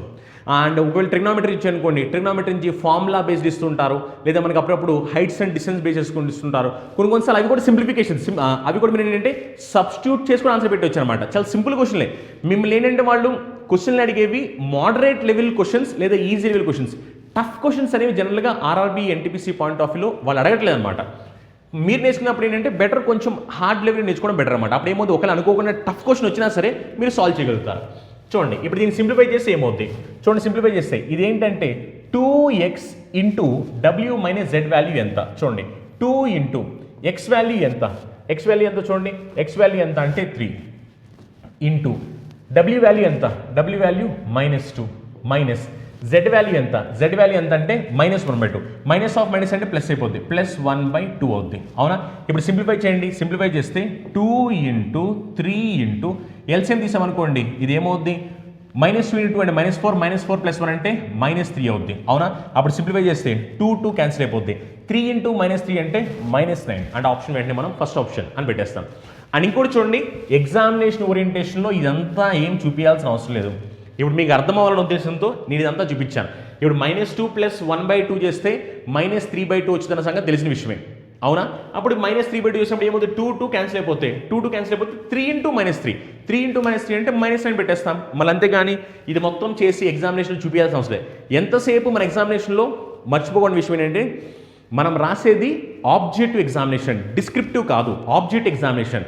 సో అందుకని మీరు చేయాల్సింది ఏంటి, ఆబ్జెక్ట్ ఎగ్జామినేషన్ అనే సంగతి మీకు తెలుసు కాబట్టి మీ కళ్ళ ముందు 4 ఆప్షన్లు ఖచ్చితంగా కనిపిస్తూ ఉంటాయి. ఈ 4 ఆప్షన్స్లో మీరు ముగ్గురిని ఎలిమినేట్ చేయాలి. ముగ్గురిని పక్కన పెట్టి ఒకళ్ళ ఆన్సర్ కూడా చెప్పాలి. అంతే తప్ప మళ్ళీ అంతా చేస్తూ ఉండకూడదు అనమాట. అండ్ ఇంకో ఇంపార్టెంట్ విషయం చూడండి ఒకసారి, ఒకవేళ మీకు కనుక క్లాస్ నచ్చినట్లయితే కనుక ఒకసారి వీడియోని లైక్ చేయండి. అలానే మీ ఫ్రెండ్స్కి, మీ ఫ్యామిలీ మెంబర్స్ ఎవరైనా కాంపిటేటివ్ ఎగ్జామ్ ప్రిపేర్ అవుతుంటే కనుక వాళ్ళకు కూడా మన వీడియోస్ని షేర్ చేయండి, మర్చిపోదన్నమాట. అండ్ ఇంకోటి, ఆల్రెడీ మనం తెలుగు వాళ్ళ కోసం కొత్త యూట్యూబ్ ఛానల్ స్టార్ట్ చేసి చెప్పాము, చందన్ లాజిక్స్ తెలుగు అని చెప్పని. ఆ యూట్యూబ్ ఛానల్ కూడా సబ్స్క్రైబ్ చేయండి, ఓకేనా. నెక్స్ట్ చూడండి, నెక్స్ట్ వచ్చేసరికి డేటా ఇంటర్ప్రిటేషన్ సంబంధించి మనకి కొన్ని క్వశ్చన్స్ ఇచ్చారు. 3 క్వశ్చన్స్ అనమాట, 21 నుంచి 23 వరకు మొత్తం 3 క్వశ్చన్స్ ఇచ్చారు.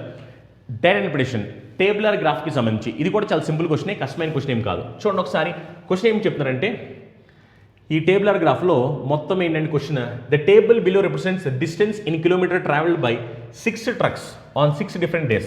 6 trucks 6 different daysలో ఎన్ని కిలోమీటర్స్ ట్రావెల్ చేస్తున్నాయి అన్న దాని గురించి డేటా ఇచ్చారు. చూడండి ట్రక్స్ వచ్చేసరికి PQRSTU అలా ట్రక్స్ ఉన్నాయి అనమాట, ఓకేనా. డిఫరెంట్ డేస్, మండే రోజు, ట్యూస్డే, వెడ్నెస్డే, థర్స్డే అలా డిఫరెంట్ డేస్ కూడా ఇచ్చారు. ఇప్పుడు ఈ డిఫరెంట్ డేస్లో ట్రక్స్ ఎన్ని కిలోమీటర్స్ వెళ్తున్నాయి డిస్టెన్స్ అని అడుగుతాను అనమాట. సో దాని గురించి డేటా ఉంది.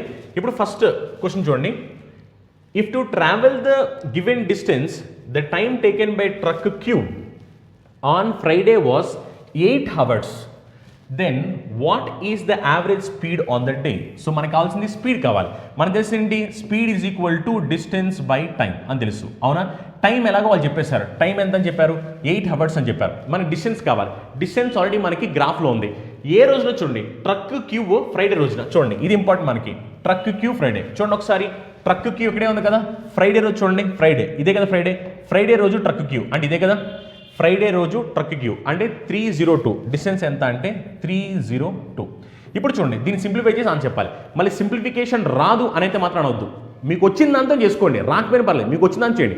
చూడండి ఒకసారి 840 టైమ్స్ చేసామనుకోండి, 840 టైమ్స్ చేస్తే మనకి ఎంత వస్తుంది, 320 వచ్చింది. ఎందుకంటే 8 4s are 32 కదా, మరి 840 టైమ్స్ అయితే 320. ఇక్కడ 320 ఉందా, లేదు, 320 కన్నా కొంచెం తక్కువ ఉంది, అవునా. 320 కన్నా ఎంత తక్కువ ఉంది, 18 తక్కువ ఉంది, అవునా. అంటే మన ఆన్సర్ ఏంటంటే 40కి దగ్గరలో ఉండాలి, 40 కన్నా కొంచెం తక్కువ ఉండాలి. చూడండి ఇది 40 కన్నా ఎక్కువ, రాంగ్ ఆన్సర్. ఇది 40 కన్నా బాగా తక్కువ, రాంగ్ ఆన్సర్. ఇది చూడండి ఇది 40 కన్నా బాగా తక్కువ, రాంగ్ ఆన్సర్. అప్పుడు సింపుల్గా ఏంటంటే ఆన్సర్ ఏ అని పెట్టేస్తారు, 37.75, ఓకే. ఎందుకంటే మీకు ఇక్కడ చాలా క్లియర్గా అబ్జర్వ్ చేయండి, ఇది ఆన్సర్ అనేది 840 టైమ్స్ చేస్తే 320 వచ్చుద్ది. ఇది 320 కన్నా జస్ట్ ఎంత తక్కువ ఉందంటే మన వాల్యూ అనేది 18 తక్కువ ఉంది. ఇప్పుడు 8 2 టైమ్స్ చేస్తే 16 కదా, అవునా కదా. అంటే మన ఆన్సర్ 40కి దగ్గరలో ఉండి 40 కన్నా కొంచెం తక్కువ ఉండాలి. అండ్ సింపుల్ చెప్పాలంటే 40 కన్నా అప్రాక్సిమేట్గా 2 తక్కువ ఉండాలి. మరి 40 కన్నా అప్రాక్సిమేట్గా 2 తక్కువ ఉన్న ఆప్షన్ ఓన్లీ ఫస్ట్ ఆప్షన్ మాత్రమే, మిగిలినవన్నీ ఆన్సర్లు కాదు, అవునా. అందుకని ఏంటంటే క్యాలిక్యులేషన్ రాదు అన్న మాట మాత్రం ఎవరు చెప్పకూడదు. క్యాలిక్యులేషన్ వచ్చు, ఎవరు ఏం ఎగ్జామినేషన్ అన్నీ క్యాలిక్యులేషన్ చేయరు. కాకపోతే ఏంటంటే మీకు తెలియాల్సింది, మీకు తెలిసిన వాటిని తెలివిగా ఎలా ఉపయోగించుకోవాలి అన్న లాజిక్ తెలిసే చాలు, ఇంకేం తెలియాల్సిన అవసరం లేదు, ఓకేనా. నెక్స్ట్ క్వశ్చన్ చూడండి, what is the average distance travelled by truck S on all the days together. చూడండి ట్రక్ ఎస్ గురించి అడుగుతున్నారు, మనకి ఏంటంటే యావరేజ్ డిస్టెన్స్ అడుగుతున్నారు. చూడండి ఒకసారి గ్రాఫ్ చూద్దాం ఒకసారి. Average distance travelled by truck ఏంటి ఇక్కడ ఇచ్చిన వాళ్ళు, ట్రక్ ఎస్. చూడండి ఒకసారి యావరేజ్ డిస్టెన్స్ ఏంటో కావాలి ట్రక్ ఎస్కి సంబంధించి. ఒకసారి అబ్జర్వ్ చేయండి, ట్రక్ ఎస్కి సంబంధించి ఇదే కదా ట్రక్ ఎస్కి సంబంధించి యావరేజ్ ఎంత అని అడుగుతాను. ఇప్పుడు ఒకసారి ఇంటికి అబ్జర్వ్ చేయండి, యావరేజ్ అంటే ఈ మొత్తాన్ని యాడ్ చేయాలి కదా, మొత్తాన్ని యాడ్ చేసి మొత్తం ఎన్ని డేస్, 1 2 3 4 5 6 డేస్ అంటే యావరేజ్ అంటే మొత్తాన్ని యాడ్ చేసి డివైడ్ బై మీరు 6 చేయాలి. కానీ ఎగ్జామినేషన్ అంత టైం లేదు, అందుకని చూడండి ఇప్పుడు నేను యావరేజ్ అన్నప్పుడు మొత్తం యావరేజ్ క్యాలిక్యులేట్ చేయట్లేదు. ఇక్కడ అబ్జర్వ్ చేస్తే 300 ఇది కూడా 300 అండ్ అన్ని 300కి దగ్గరలో ఉన్నాయి. అన్ని 300కి దగ్గరలో ఉన్నాయి కాబట్టి నేను యావరేజ్ ఏమనుకుంటున్నాను అంటే 300 అనుకుంటున్నాను. అంటే ఇప్పుడు నేను ఇక్కడ ఎజ్యూమ్డ్ యావరేజ్ అనే కాన్సెప్ట్ని యూస్ చేస్తాను, ఎజ్యూమ్డ్ యావరేజ్. మరి నేను యావరేజ్ 300 అనుకున్నానంటే అందరూ 300 ఉండాలనే కదా. చూద్దాం ఒకసారి అందరూ 300 ఉన్నారో లేదో. ఇప్పుడు చూస్తే ఇది 325 ఉంది, అంటే నేను అనుకున్న దానికన్నా ఎక్కువ ఉంది కాబట్టి ప్లస్ చేయాలి. ఎక్కువ ఉంటే ప్లస్ చేయాలి, తక్కువ ఉంటే మైనస్ చేయాలి, అవునా. అందుకని ఎక్కువ ఉంది కాబట్టి ఎంత ఎక్కువ ఉంది, 25 ఎక్కువ ఉంది, అందుకనే ప్లస్ 25. నెక్స్ట్ చూడండి, నెక్స్ట్ ఏంటంటే 314, ఇక్కడేమో 325 అంటే మనకి 25 ఇక్కడ ఉంది. 314 కాబట్టి ఇది కూడా ఎక్కువ ఉంది, ఎంత ఎక్కువ ఉంది, ప్లస్ 14 ఎక్కువ ఉంది, అవునా. నెక్స్ట్ ఇక్కడ చూడండి 312 ఎంత ఎక్కువ ఉంది, 12 ఎక్కువ ఉంది, అవునా. నెక్స్ట్ ఇక్కడ చూడండి 278 అంటే ఇక్కడ తక్కువ ఉంది, అవునా. 300 కన్నా ఎంత తక్కువ ఉంది, ఇక్కడ 300 కన్నా ఎంత తక్కువ ఉంది అంటే 22 తక్కువ ఉంది, అవునా. అందుకనే -22.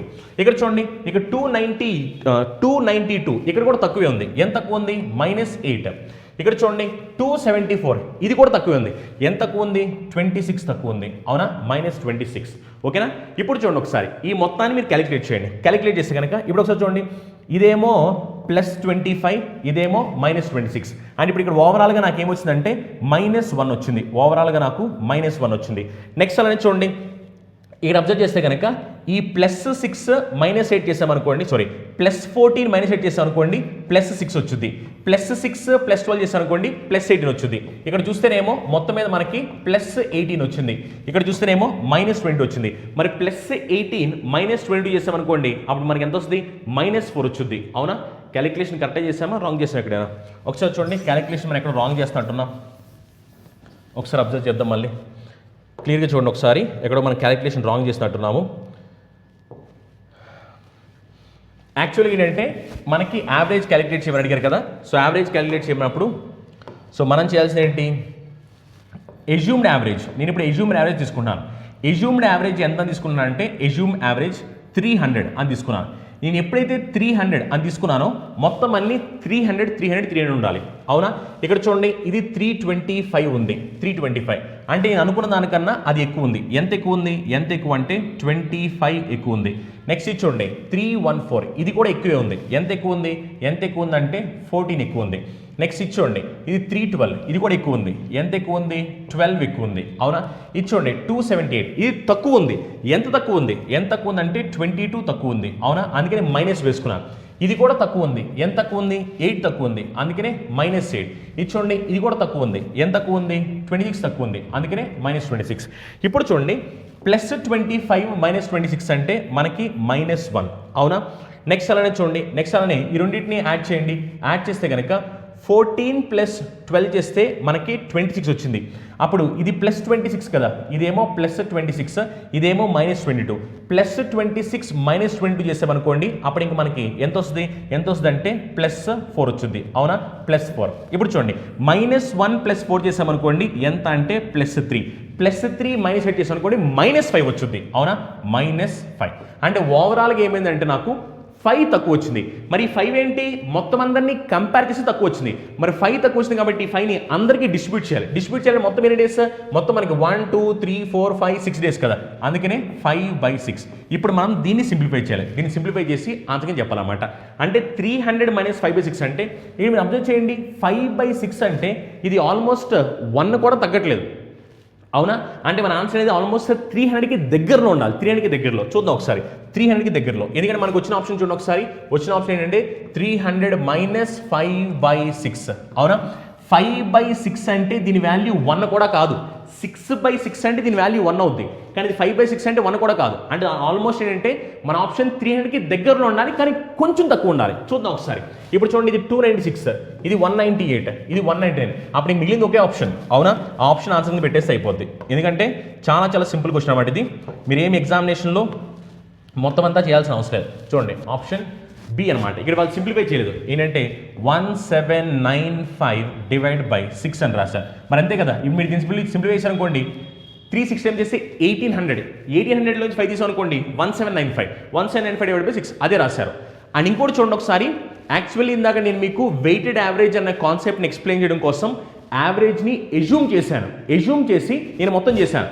కానీ ఎగ్జామినేషన్ అంతా చేయాల్సిన అవసరం లేదు. సింపుల్గా మీరు 300 అనుకున్నారండి, ఎంత ఎక్కువ ఎంత తక్కువ ఇది చేసే చాలు, చేసేసి డైరెక్ట్గా ఆన్సర్ చేసేయండి సింపుల్గా.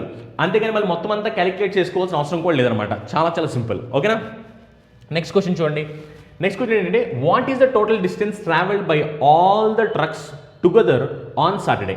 చూడండి సాటర్డే రోజు ఆల్ ట్రక్స్ అన్ని ట్రక్స్ కలిపి యావరేజ్గా మనకి మొత్తం ఎంత డిస్టెన్స్ ట్రావెల్ చేస్తారు, టోటల్ డిస్టెన్స్ ఎంత అని అడుగుతున్నారు. చూడండి ఒకసారి మనకి సాటర్డే రోజు టోటల్ డిస్టెన్స్, ఇదిగా సాటర్డే రోజు అంటే సాటర్డే రోజు మనకి టోటల్ డిస్టెన్స్ ఎంత వెళ్ళారో తెలియాలి. అవునా? ఇప్పుడు చూడండి ఒకసారి ఇక్కడ యాడ్ చేస్తే ఇది 200, ఇది 200, ఇది 200, ఇది 200, ఇది 200. అవునా? ఇప్పుడు నేను లాస్ట్ ఇయర్ వెరిఫై చేసి చూడండి, లాస్ట్ ఇయర్ వెరిఫై చేస్తే 2 ప్లస్ 4 చేస్తే 6 ప్లస్ 4 10 ప్లస్ 2 చేస్తే మనకి లాస్ట్లో 2 రావాలి. అవునా?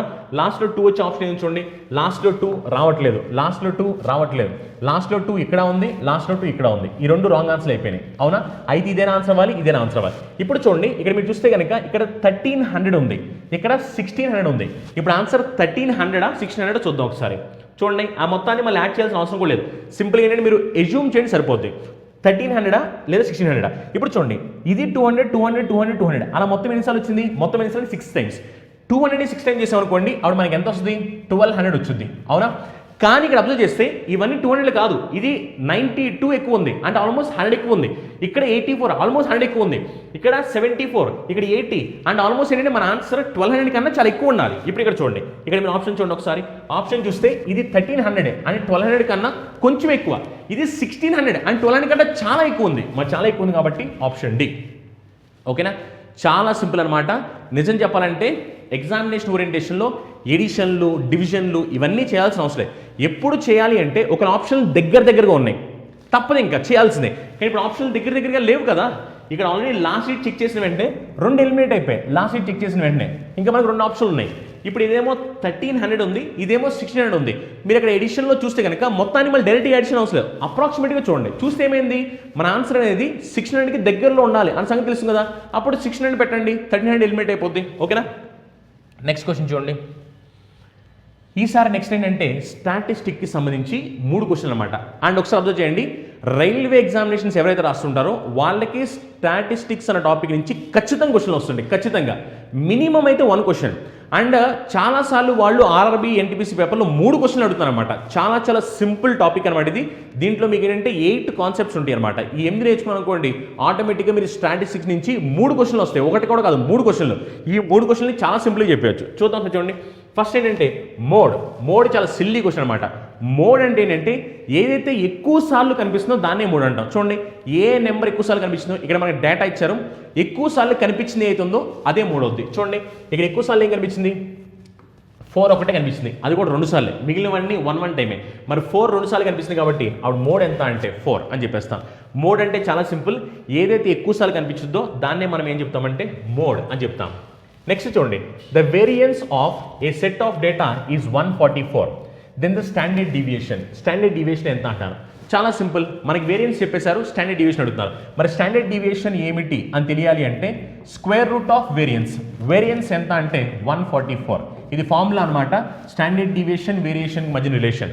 ఒకవేళ మీకు వేరియన్స్ ఇచ్చి స్టాండర్డ్ డీవియేషన్ కనుక్కోమంటే standard deviation equal to square root of variance value ఎంత 144. మరి స్క్వేర్ రూట్ ఆఫ్ 144 ఎంత 12. ఓకేనా? మళ్ళీ చాలా మంది స్టూడెంట్స్ చూడండి కంగారులో +or-12 పెడతారు. +or-12 కాదు, రాంగ్ ఆన్సర్. 12 right answer. ఎందుకంటే √144 వాల్యూ ఎంత 12, అంతేగాని +or-12 కాదు. ఓకేనా? నెక్స్ట్ క్వశ్చన్ చూడండి. ఈసారి ఏంటంటే మీన్ డీవియేషన్. ఈ 3 క్వశ్చన్లు స్టాటిస్టిక్స్ సంబంధించినవి 3 క్వశ్చన్లు. ఓకేనా? మీన్ డీవియేషన్ అనమాట. Mean deviation of the data 2993694 from the mean. So మనకి మీన్ డీవియేషన్ క్యాలిక్యులేట్ చేయాలి. సో ఫస్ట్ మీరు ఏం చేయాలంటే దీనికి మీన్ క్యాలిక్యులేట్ చేయాలి. మీన్ ఎలా క్యాలిక్యులేట్ చేయాలంటే మీన్ అన్న యావరేజ్ అన్న 2 సేమ్ అనమాట. మొత్తాన్ని యాడ్ చేసి అంటే సింపుల్గా మీన్ అన్న యావరేజ్ అన్న 2 సేమ్ కాబట్టి యావరేజ్ ఎలాగంటే తెలుసు కదా, క్యాలిక్యులేట్ చేసేయండి. మొత్తాన్ని యాడ్ చేయండి. యాడ్ చేస్తే కనుక చూడండి ఒకసారి 9 3 సార్లు వచ్చింది. 9 3 times 27, 27 + 3 30, 30 + 10 40, 40 + 2 42. అవునా?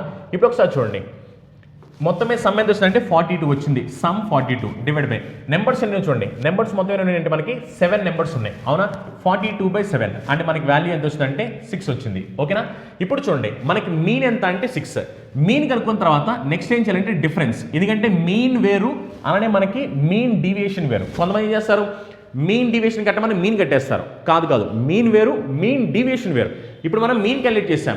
మీన్ డీవియేషన్ క్యాలిక్యులేట్ చేసే ప్రొసీజర్ ఇది అనమాట. చూడండి ఒకసారి, ఫస్ట్ మీన్ క్యాలిక్యులేట్ చేయాలి, తర్వాత డిఫరెన్స్ తీసుకోవాలి. డిఫరెన్స్ అంటే మన దగ్గర ఉన్న నెంబర్స్ ఏవైతే ఉన్నాయో ఈ నెంబర్స్కి మనకు వచ్చిన మీన్ వాల్యూకి డిఫరెన్స్ తీసుకోవాలి. డిఫరెన్స్ 2కి 6కి డిఫరెన్స్ ఎంత? 2కి 6కి డిఫరెన్స్ ఎంత అంటే 4. 9కి 6కి డిఫరెన్స్ ఎంత? డిఫరెన్స్ ఎంత అంటే 3. డిఫరెన్స్ తీసుకునేప్పుడు సైన్ ఇంపార్టెంట్ కాదు, ప్లస్ ఆ మైనస్ అది ఇంపార్టెంట్ కాదు, జస్ట్ డిఫరెన్స్ తీసుకుంటే చాలు. 2కి 6కి డిఫరెన్స్ 4, 9కి 6కి డిఫరెన్స్ 3, అలానే 9కి 6కి డిఫరెన్స్ 3, 3కి 6కి డిఫరెన్స్ ఎంత అంటే 3, 6కి 6కి డిఫరెన్స్ 0, 9కి 6కి డిఫరెన్స్ 3, 6కి 4కి డిఫరెన్స్ ఎంత అంటే 2. ఓకేనా? ఇప్పుడు నెక్స్ట్ ఏం చేయాలంటే ఈ వచ్చిన వాల్యూకి మళ్ళీ మీన్ క్యాలిక్యులేట్ చేయాలి. వచ్చిన వాల్యూకి మీన్ అంటే మొత్తాన్ని యాడ్ చేసి divide by number of numbers. మొత్తాన్ని యాడ్ చేయండి. యాడ్ చేస్తే 3 3 3 3 3 ఎన్నిసార్లు వచ్చింది? 4 టైమ్స్. 3 4 టైమ్స్ 12. 12 ప్లస్ 4 ఎంత? 16. 16 ప్లస్ 2 ఎంత? 18. అంటే మొత్తం ఎంత అంటే 18. సమ్ 18. నెంబర్ ఆఫ్ నెంబర్స్ ఎన్ని ఉన్నాయి అంటే 7 ఉన్నాయి. 1 2 3 4 5 6 7. అప్పుడు ఆన్సర్ ఏంటంటే సింపుల్గా మీరు 18/7 అని చెప్పేస్తారు. ఓకేనా? మీన్ డీవియేషన్ కూడా చాలా ఇంపార్టెంట్ కాన్సెప్ట్. మీన్ వేరు, మీన్ డీవియేషన్ వేరు. ఓకేనా? మళ్ళీ చాలామంది ఏం చేస్తారంటే మీన్ డీవియేషన్ కట్టమంటే మీన్ కట్టేస్తారు. మీన్ డీవియేషన్ ఎలా క్యాలిక్యులేట్ చేయాలి చూడండి. 3 స్టెప్లు అనమాట, చాలా సింపుల్ స్టెప్లు. ఫస్ట్ ఒకవేళ మిమ్మల్ని ఎగ్జామినేషన్లో మీన్ డీవియేషన్ అడిగితే కనుక ఫస్ట్ మీరు మీన్ కట్టాలి. మీన్ అన్న యావరేజ్ అన్న రెండు సేమే. మీన్ కట్టిన తర్వాత ఆ వచ్చిన మీన్ వాల్యూకి ఇచ్చిన డేటాకి డిఫరెన్స్ తీసుకోవాలి. డిఫరెన్స్ తీసుకుని ఆ వచ్చిన సిరీస్కి మళ్ళీ మీన్ కట్టాలి. మీన్ అంటే యావరేజ్ అన్న రెండు సేమ్ అనమాట. Some of numbers divide by number of numbers చేసిన వెంటనే తెలిసిపోతుంది అనమాట. ఓకేనా? స్టాటిస్టిక్స్ అనేది చాలా ఇంపార్టెంట్. అలా మనకి 3 క్వశ్చన్లు ఎగ్జామినేషన్లు ఇచ్చారు. ఓకేనా? మన వీడియోస్ని లైక్ చేయండి, మీ ఫ్రెండ్స్కి, మీ ఫ్యామిలీ మెంబర్స్కి వీడియోస్ని షేర్ చేయండి, మర్చిపోద్దు అనమాట. ఎందుకంటే ఎవరైతే కాంపిటేటివ్ ఎగ్జామినేషన్ ప్రిపేర్ అవుతున్నారో వాళ్ళందరికీ యూస్ఫుల్ అవుతుంటాయి అనమాట.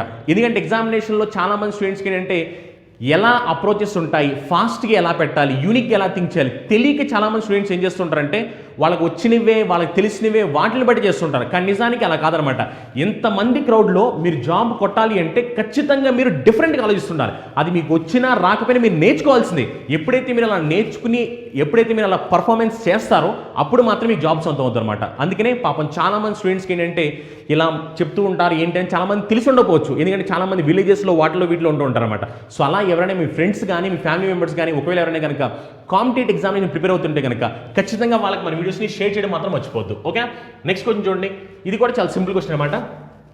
The length of diagonal in centimeters of a rectangle. So మనకి ఏంటంటే రెక్టాంగిల్ లెంత్, డయాగనల్ లెంత్ ఎంతో క్యాలిక్యులేట్ చేయమన్నారు. అండ్ సింపుల్గా ఏంటంటే ఈ డయాగనల్ లెంత్ మనం క్యాలిక్యులేట్ చేయాలన్నమాట. చూడండి ఒకసారి, లెంత్ ఎంత అని చెప్పారు? లెంత్ వాల్యూ ఎంత అంటే 9 సెంటీమీటర్స్ అని చెప్పారు. విత్ అన్న బ్రెత్ అన్న రెండు సేమ్. దీని వాల్యూ ఎంత అని చెప్పారంటే 6 అని చెప్తున్నారు. మనకేంటంటే ఈ వాల్యూ ఎంత అడుగుతారు. సింపుల్గా అబ్జర్వ్ చేయండి. ఇక్కడ అబ్జర్వ్ చేస్తే ఇది మీకు రైట్ యాంగిల్ ట్రయాంగిల్లా కనిపిస్తుంది కదా, రైట్ యాంగిల్ ట్రయాంగిల్. మరి రైట్ యాంగిల్ ట్రయాంగిల్ కాబట్టి పైథాగరస్ థియరం అప్లై చేయండి. పైథాగరస్ థియరం అప్లై చేసి తెలిసిపోద్ది. అప్పుడు ఏమవుద్ది? పైథాగరస్ థియరం అప్లై చేస్తే స్క్వేర్ రూట్ ఆఫ్ 6 స్క్వేర్ అంటే 36 ప్లస్ 9 స్క్వేర్ అంటే 81. అప్పుడు ఈ రెండింటిని మనం యాడ్ చేసాం అనుకోండి 117 వచ్చింది. అవునా? 117. ఈ 117 ఏమని రాయొచ్చు? దీని రాయొచ్చు మనం 9 ఇంటూ ఏమని రాయొచ్చు? ఈ 117ని 9 ఇంటూ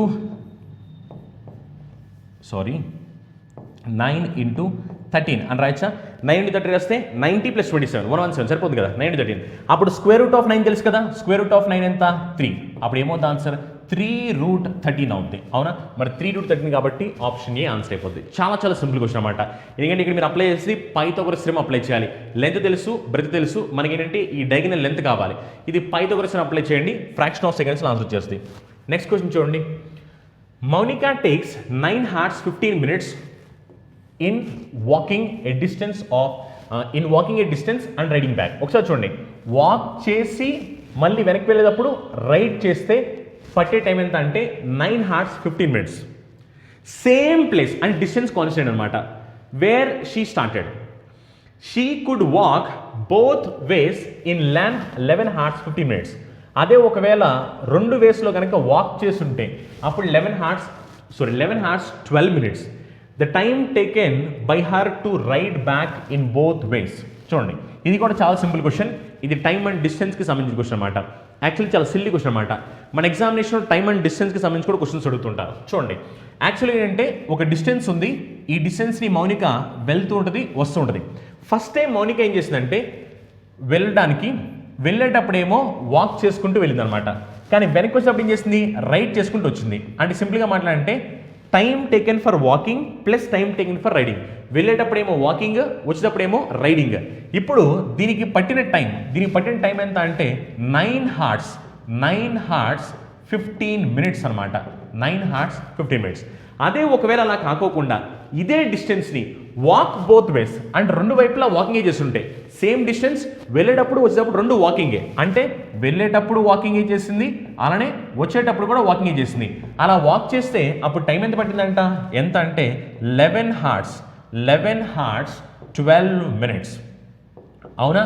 ఇప్పుడు మనల్ని క్వశ్చన్ ఏమడుతున్నారు, time taken by her to ride both ways అంటే ఒకవేళ కాకుండా రెండు వైపులా రైడ్ చేయాలి అంటే, రెండు వైపులా రైడ్ అంటే వెళ్ళేటప్పుడు రైడే చేయాలి, వచ్చేటప్పుడు కూడా రైడే చేయాలి. రెండు వైపులా రైడ్ చేయాలంటే ఎంత టైం పడుతుంది అని క్వశ్చన్ అనమాట. చాలా సింపుల్ క్వశ్చన్ అనమాట. ఓకే, ఇప్పుడు చూడండి ఒకసారి, ఇక్కడేమో వాకింగ్ రైడింగ్, వాక్ చేసి రైడ్ చేసి తెలుసు. ఇక్కడ చూడండి రెండు వైపులా వాకింగే, మరి రెండు వైపులా వాక్ చేయడానికి 11 hours 12 minutes అయితే ఒకవైపు వాక్ చేయడానికి ఎంత అవుద్ది, దాంట్లో సగం అవ్వాలి, సగం. అవునా? ఎందుకంటే రెండు వైపులా వాకింగ్ చేయాలి అంటే వెళ్ళేటప్పుడు వాకింగే, వచ్చేటప్పుడు వాకింగే. రెండు వైపులా వాకింగ్ చేస్తే 11 hours 12 minutes. అదే ఒకవైపు అంటే వెళ్ళడానికి రావడానికి కలిపి 11 hours 12 minutes అయితే వాక్ చేయడానికి, మరి అప్పుడు ఓన్లీ వెళ్ళడానికి ఏమవుద్ది, సగమే కదా సగం, అంటే వెళ్ళడానికైనా రావడానికైనా సగం అవ్వాలి, సగం. కాబట్టి 11 hours 12 minutes హాఫ్ ఏమవుద్ది అంటే 5.5 hours. దీంట్లో హాఫ్ ఎంత అంటే 6 minutes. అవునా? ఇప్పుడు చూడండి, అంటే దాని మీనింగ్ ఏంటంటే మనకి ఒకవైపు వాక్ చేయడానికి 5.5 hours 6 minutes అనమాట. ఇప్పుడు చూడండి ఇదేంటి, వాక్ చేసి రైడ్ చేయడానికి ఎంత అంటే 9 hours 15 minutes. ఇప్పుడు చూడండి, ఇప్పుడు నేను సబ్ట్రాక్ట్ చేశాను అనుకోండి, ఇదేంటంటే time taken for walking plus time taken for riding. అవునా? ఇదేంటంటే time taken for only walking. అవునా? ఇప్పుడు time taken for walking plus riding నుంచి వాకింగ్ సబ్ట్రాక్ట్ చేస్తే అప్పుడు మనకి ఏమొచ్చింది, టైం టేకెన్ ఫర్ రైడింగ్ వచ్చింది. సబ్ట్రాక్ట్ చేయండి, 9లో నుంచి 5.5 తీస్తే, 9లో నుంచి 5.5 చేస్తే ఎంత మిగులుద్ది, 3.5 hours మిగులుద్ది. అవునా? అలానే 15 minutes లోంచి 6 minutes చేయండి, 15 minutes లోంచి 6 minutes అనుకోండి, అప్పుడు ఇంక మనకి ఎన్ని మినిట్స్ మిగిలిపోద్ది, 9 minutes మిగిలిపోద్ది. అవునా?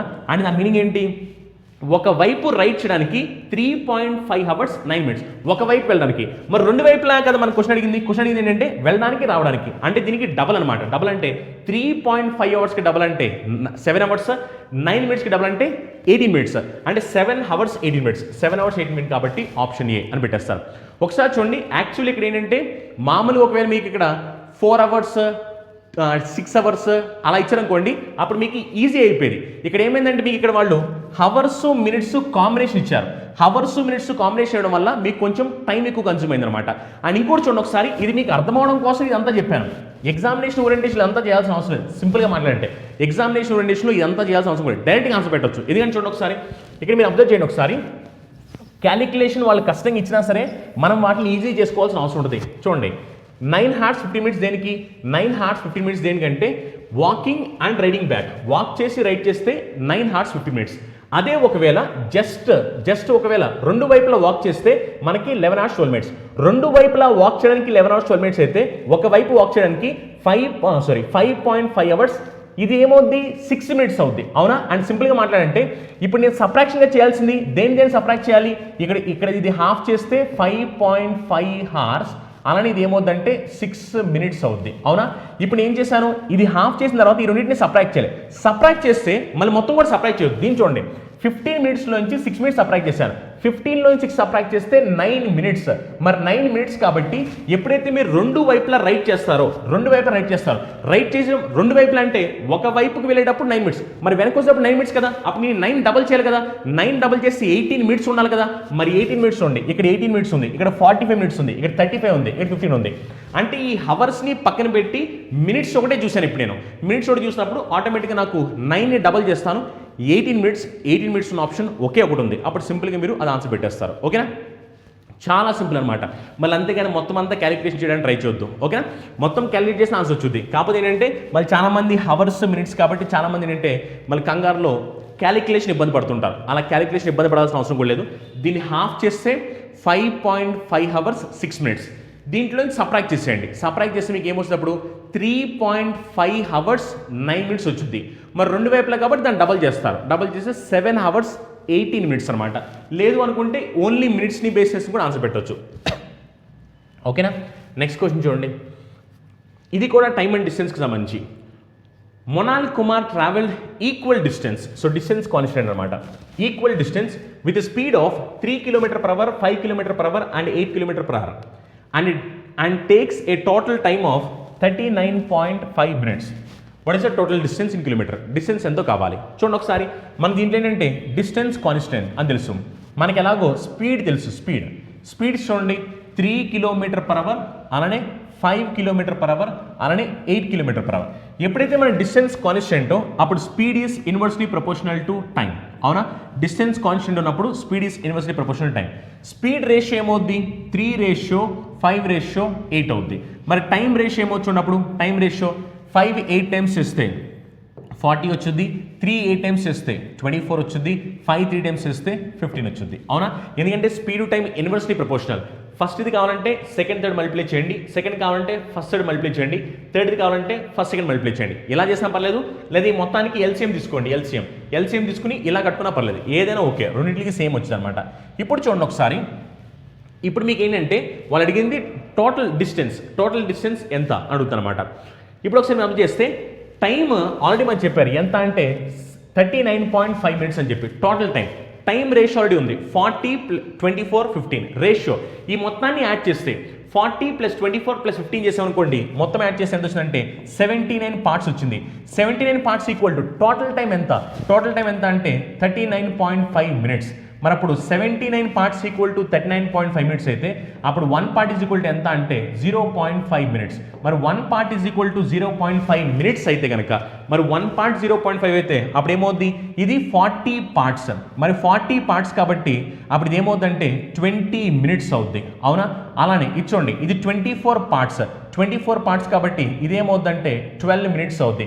ఇది 15 పార్ట్స్ కాబట్టి ఇదేమవుద్దంటే 7.5 మినిట్స్ అవుద్ది. అవునా?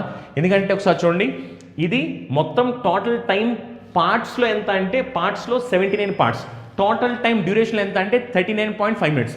79 పార్ట్స్ అనేది 39.5 మినిట్స్ అయితే 1 పార్ట్ ఎంత అంటే 0.5. 1 పార్ట్ 0.5 అయితే ఇది 20 మినిట్స్, ఇది 12 మినిట్స్, ఇది 7.5 మినిట్స్. ఇప్పుడు నాకేం కావాలి? డిస్టెన్స్ కావాలి. డిస్టెన్స్ అంటే స్పీడ్ ఇంటూ టైం కదా. స్పీడ్ ఏమో 3 km/h, టైం ఏమో 20 మినిట్స్. ఇప్పుడు చూడండి, మరి అప్పుడు డిస్టెన్స్ ఏమవుద్ది? 3 km/h చొప్పున 20 మినిట్స్. ఒకసారి చూడండి, ఇది మినిట్స్లో ఉంది, దీని ఇప్పుడు నేను హవర్స్లోకి మార్చాలి. కాబట్టి డివైడ్ బై 60. 60 20లో 3 టైమ్స్ క్యాన్సిల్ అయింది. 3 × 3 అంటే 3లో 1 టైం క్యాన్సిల్ అయింది. అప్పుడు దాని మీనింగ్ ఏంటి? ఇది 1 కిలోమీటర్. ఇప్పుడు డిస్టెన్స్ కాన్స్టెంట్ కాబట్టి ఇది 1 కిలోమీటర్ అవుద్ది, ఇది 1 కిలోమీటర్ అవుద్ది, ఇది కూడా 1 కిలోమీటర్ అవుద్ది. అవునా? మరి అప్పుడు టోటల్ డిస్టెన్స్ అంటే అప్పుడు ఆన్సర్ ఏమవుద్ది? 3 కిలోమీటర్స్ అవుద్ది. 1 కిలోమీటర్ + 1 కిలోమీటర్ + 1 కిలోమీటర్. చాలా సింపుల్ అనమాట. ఒకసారి చూడండి, నిజం చెప్పాలంటే ఇదంతా ఎందుకు చేశాను నేను? అర్థం అవడం కోసం చూపించాను అనమాట. మీరు సింపుల్గా ఫస్ట్ డిస్టెన్స్ కాన్స్టెంట్ కాబట్టి speed time inversely proportional. Speed ratio తెలిస్తే స్పీడ్కి ఇన్వర్స్ టైం రేషియో కూడా మీరు రాసుకోవాలి. టైం మొత్తం పార్ట్స్లో ఎంత వస్తుంది అంటే 79 పార్ట్స్, టోటల్ టైంలో 39.5 మినిట్స్. 79 పార్ట్స్ 39.5 అయితే 1 పార్ట్ ఎంత తెలిసిపోయింది, తీసుకెళ్ళి సబ్స్టిట్యూట్ చేయండి. అప్పుడు ఆటోమేటిక్గా మీకు టైం మినిట్స్లో వచ్చేస్తుంది. ఇక్కడ మీ దగ్గర స్పీడ్ ఉంది, టైం ఉంది, డిస్టెన్స్ కావాలి, స్పీడ్ టైం చేయండి, ఆటోమేటిక్గా వచ్చేస్తుంది. అప్పుడు ఇక్కడ 1 కిలోమీటర్ అలా మొత్తం ఎంత అంటే 3 కిలోమీటర్స్ అనమాట. ఓకేనా? నెక్స్ట్ చూడండి, a mobile bill cost rupees 10 for 3 minutes 30 seconds. చూడండి, 10 రూపీస్ కాస్ట్ అంట, ఎంతకి? 3 minutes 30 seconds. What is the cost in rupee for 4 minutes 10 seconds rounded to decimal? So ఏంటంటే మనకి అప్రాక్సిమేట్ వాల్యూ ఇచ్చారు, ఎగ్జాక్ట్ వాల్యూ ఇవ్వలేదు. చూడండి, ఈ 3 minutes 30 secondsని మొత్తాన్ని సెకండ్స్లో మారుస్తున్నాను. మొత్తానికి సెకండ్స్లో మారిస్తే మినిట్స్ని సెకండ్స్లో మారిస్తే 1 minute = 60 seconds కాబట్టి 3 minutes = ఏమవుతుందంటే 180 seconds. 180 + 30 అంటే 210 seconds. 210 secondsకి బిల్ ఎంత అంటే 10 రూపీస్. మరి 210 secondsకి 10 రూపీస్ అయితే మన క్వశ్చన్ ఏంటి? Cost of 4 minutes 10 seconds. 4 minutesని సెకండ్స్లోకి మారిస్తే ఏమవుద్ది? 240 seconds అవుద్ది ప్లస్ 10 seconds అంటే మొత్తం ఇది 250 seconds అనమాట. ఇప్పుడు మనకు కావాల్సింది ఏంటంటే 250 secondsకి బిల్ ఎంత? క్యాలిక్యులేట్ చేయండి, ఆన్సర్ వచ్చేస్తుంది. చూడండి, 0 క్యాన్సిల్ అయిపోతాయి. అప్పుడు ఇంకా మనకి ఏముంది? 10 × 25 / 21. అవునా? 10 into 25 divided by 21. ఒకవేళ ఇది 20 అనుకోండి, ఒకవేళ ఇది 20 అయి ఉంటే కనుక అప్పుడు 20 10లో 2 టైమ్స్ పోయేది.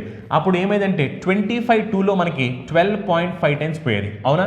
కానీ ఏంటంటే ఇది 20 కాదు, ఇది 21. అంటే మన ఆన్సర్ ఏంటంటే 12.5 కన్నా తక్కువ ఉండాలన్నమాట. అలా అని చెప్పి 12 కాదు. ఎందుకు 12 కాదు అంటే ఇక్కడ ఆల్మోస్ట్ చూడొచ్చు కూడా మీరు, ఇది 21 అయితే నేను 20 అనుకుని క్యాన్సిల్ చేశాను. 20 అనుకుని క్యాన్సిల్ చేస్తే అప్పుడు నాకు 2 టైమ్స్ క్యాన్సిల్ అయింది. కానీ ఇది 20 కాదు, 21 ఇది. మరి అప్పుడు ఆన్సర్ అనేది 12.5 కాదు, దానికన్నా ఇంకా తక్కువ ఉండాలన్నమాట. మరి తక్కువ కాబట్టి అప్పుడు ఆన్సర్ ఏంటంటే అప్రాక్సిమేట్గా 11.9 అవుతుంది అనమాట. ఓకేనా? ఇది ఏంటంటే ఎగ్జాక్ట్ వాల్యూ కాదు, అప్రాక్సిమేట్ వాల్యూ. అందుకని వాళ్ళు ఇక్కడ చెప్తున్నారు చూడండి, రౌండెడ్ టు 1 డెసిమల్ అని చెప్పని. అప్రాక్సిమేట్ వాల్యూ అనమాట. అప్రాక్సిమేషన్లో మీరు టెక్నిక్స్ని యూస్ చేయడం కుదరదు. అంటే లాసీ టెక్నిక్ కానీ డిజిటల్ సమ్ కానీ అలాంటివి కుదరదు అనమాట. ఇంక మీరు క్యాలిక్యులేషన్ చేయాల్సిందే, అదొకటి మాత్రమే మార్గం. 10 into 25 divided by 21. దీన్ని సింప్లిఫై చేసి అని చెప్పేస్తారు. అంతేగాని లాస్ట్ షీట్ కానీ లేదనుకుంటే మనకి డిజిటల్ సమ్ కానీ ఇలాంటి కాన్సెప్ట్స్ అనేవి అప్లికబుల్ కాదనమాట. ఓకేనా? ఎందుకంటే ఇది అప్రాక్సిమేట్ వాల్యూ కాబట్టి. ఓన్లీ సింప్లిఫికేషన్స్, ఎగ్జాక్ట్ వాల్యూస్లో మాత్రమే మనం డిజిటల్ సమ్, లాస్ట్ షీట్ ఇలాంటివి యూస్ చేయొచ్చు. నెక్స్ట్ చూడండి, the number of sides of regular polygon whose exterior angle are each 45 degree.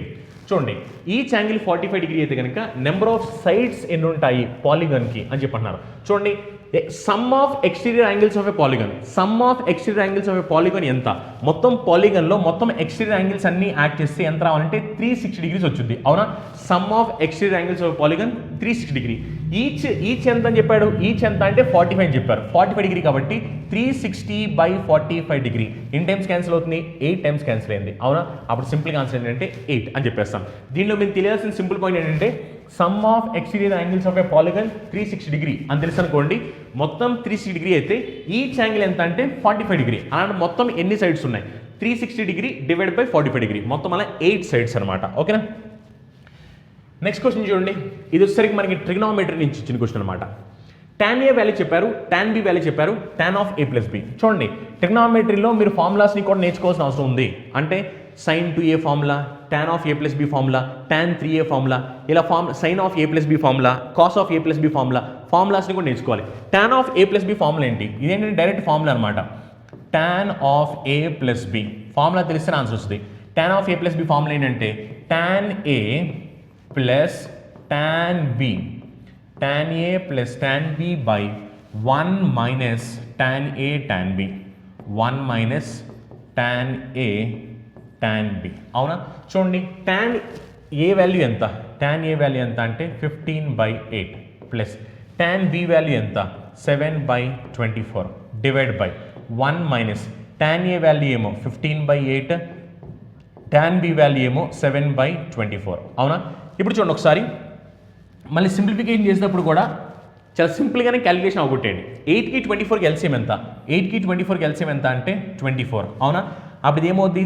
3 times అవుద్ది. 15 3 టైమ్స్ ఇస్తే 45. 45 ప్లస్ 7 చేసాం. 45 ప్లస్ 7 చేస్తే ఎంత వస్తుంది అంటే 52 వచ్చుద్ది, అవునా? డివైడ్ బై, ఇప్పుడు ఇక్కడ చూడండి 8 into 24 చేయాలి. ఎందుకంటే ఇక్కడ ఎల్సిఎం తీసాం అనుకోండి, కింద ఎల్సిఎం ఏమవుద్ది అంటే 8 into 24 కింద ఎల్సిఎం అవుద్ది. ఇప్పుడు 8 into 24 చేస్తే ఏమవుద్ది? 160 ప్లస్ 32 192. మరి 192 మైనస్ 15 into 7 చేసాం అనుకోండి, 70 ప్లస్ 35 105, అవునా? ఇప్పుడు చూడండి, దీన్ని సింప్లిఫై చేస్తే ఏమవుద్ది? దీన్ని సింప్లిఫై చేస్తే 52/24 ఇంటూ ఈ ఫ్రాక్షన్ రివర్స్ అవుద్ది. ఎందుకంటే ఇప్పుడు ఇది డివిజన్ ఆపరేషన్ కదా, ఈ ఫ్రాక్షన్ రివర్స్ అవుద్ది. రివర్స్ అయితే 8 into 24 divide by 192 minus 105. 192 minus 105 చేస్తే అప్పుడు మనకి 87 వచ్చింది, అవునా? ఇప్పుడు చూడండి ఒకసారి 24 క్యాన్సిల్ అయిపోయాయి. 52 into 8 చేసాం అనుకోండి, ఏమవుద్ది? 416 వచ్చింది, అవునా? 416 డివైడ్ బై 87. మరి 416 డివైడ్ బై 87 కాబట్టి ఆప్షన్ ఏ. ఒకసారి చూడండి, ఏంటంటే జస్ట్ సింప్లిఫికేషన్ అన్నమాట ఇదంతా, ఓకేనా? మీకు tan of a plus b formula తెలియాలి. tan of a plus b formula తెలిస్తేనే అప్పుడు మీరు చేయగలరు అనమాట. tan of a plus b formula ఏంటంటే tan a plus tan b divide by 1 minus tan a tan b. So tan a value substitute చేయండి, tan b value substitute చేసేయండి. ఆటోమేటిక్గా మీకు సింప్లిఫై చేస్తే ఆన్సర్ ఏంటంటే 416/87 అనమాట, ఓకేనా? చాలా చాలా సింపుల్ అనమాట, ఓకేనా? సో దీంతో మనకి ఏవైతే వాళ్ళు మనకి arithmetic paper point of view questions ఇచ్చారో అవన్నీ మనం సాల్వ్ చేసాం అనమాట. అండ్ ఇంకో పాయింట్ మర్చిపోద్ది, ఇవన్నీ చాలా చాలా సింపుల్ క్వశ్చన్స్ అనమాట. నిజం చెప్పాలంటే వన్స్ మీరు ఇవన్నీ ఎగ్జామినేషన్ ఓరియంటేషన్లో చేస్తే కనుక చాలా ఫాస్ట్ కంప్లీట్ అయిపోతాయి అనమాట. ఓకేనా. నెక్స్ట్ ఇప్పుడు మనం రీజనింగ్ పాయింట్ ఆఫ్ వ్యూలో క్వశ్చన్స్ సాల్వ్ చేద్దాం. ఆర్ఆర్బీ ఎన్టీపీసీ అలానే గ్రూప్ డి పాయింట్ ఆఫ్ వ్యూలో రీజనింగ్ నుంచి మన క్వశ్చన్స్ ఏమేమి వస్తుంటాయి అంటే ఇంపార్టెంట్ టాపిక్స్ వచ్చేసరికి మనకి coding and decoding important, analogy important, classification important, number series important, letter series important, అలానే సిలోజిజమ్స్ ఇంపార్టెంట్, క్రిటికల్ రీజనింగ్ కూడా ఇంపార్టెంట్. అంటే స్టేట్మెంట్ కన్క్లూజన్, స్టేట్మెంట్ అజంప్షన్ ఇవి కూడా ఇంపార్టెంట్ అనమాట. అలానే డైరెక్షన్కి సంబంధించి, బ్లడ్ రీడింగ్కి సంబంధించి క్వశ్చన్స్ అనేవి ఫ్రీక్వెంట్గా వస్తుంటాయి అనమాట. అలానే మనకి సీటింగ్ అరేంజ్మెంట్ పజిల్స్ నుంచి కూడా ఈజీ క్వశ్చన్స్ వస్తుంటాయి అనమాట. హార్డ్ లెవెల్ క్వశ్చన్స్ ఏం రావు, కానీ సీటింగ్ అరేంజ్మెంట్ పజిల్స్ నుంచి కూడా క్వశ్చన్స్ అయితే వస్తుంటాయి అనమాట. ఓకేనా, చూద్దాం ఒకసారి. First question coding and decoding సంబంధించి 39574ని ఏమని రాశారంటే XPLMD అని రాశారు. 0826ని ఏమని రాశారంటే TBNQ అని రాశారు. మనల్ని ఏమడుతున్నారంటే DBMTX వాల్యూ ఎంత అంటున్నారు. యాక్చువల్లీ ఈ క్వశ్చన్లో లాజిక్ ఏమీ లేదు. ఈ క్వశ్చన్లో మీరు కాపీ కొడతాం వస్తే చాలు, కాపీ కొట్టే క్వశ్చన్ ఇది, లాజిక్ క్వశ్చన్ కాదు అక్కడ. ఓకేనా, చూడండి ఒకసారి. ఎందుకంటే DBMTXలో ఉన్న లెటర్స్ అన్ని ఆల్రెడీ మీకు కనిపిస్తున్నాయి. చూడండి ఇక్కడ ఏముంది, ఎక్స్ లాస్ట్లో ఉంది. ఎక్స్ కోడ్ ఏంటో చూడండి, ఇదిగోండి ఎక్స్. ఎక్స్ కోడ్ ఏంటి 3, లాస్ట్లో 3 ఉండాలి. ఇక లాస్ట్లో 3 లేదు, ఇక లాస్ట్లో 3 ఉంది, ఇక లాస్ట్లో 3 ఉంది, ఇక లాస్ట్లో 3 ఉంది. అంటే ఈ మూడిట్లో ఏదో ఆన్సర్ అవ్వాలి. సేమ్ ఉన్నాయి కాబట్టి ఇంకో లెటర్ చెక్ చేయండి. చెక్ చేసే ముందల ఏవైతే సేమ్ ఉన్నాయో వాటిని పక్కన పెట్టి మిగిలిన చెక్ చేయండి. ఎందుకంటే సేమ్ ఉన్నాయి చెక్ చేయడం వల్ల టైం వేస్ట్ అవుతుంది. చూడండి, సేమ్ 48 ఉంది, 48 ఉంది, 48 ఉంది, పక్కన పెట్టండి. పక్కన పెట్టేసేసి నెక్స్ట్ దాన్ని చెక్ చేయండి. నెక్స్ట్ది ఇప్పుడు ఒకసారి చూడండి.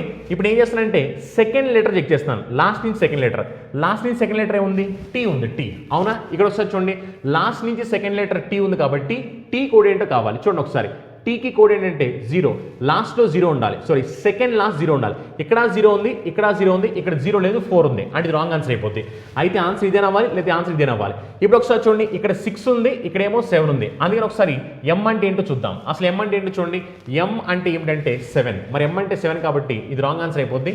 వెంటనే మనం ఆన్సర్ C అని పెట్టేస్తాం. ఓకేనా, జస్ట్ కాపీ కొట్టి క్వశ్చన్ అనమాట.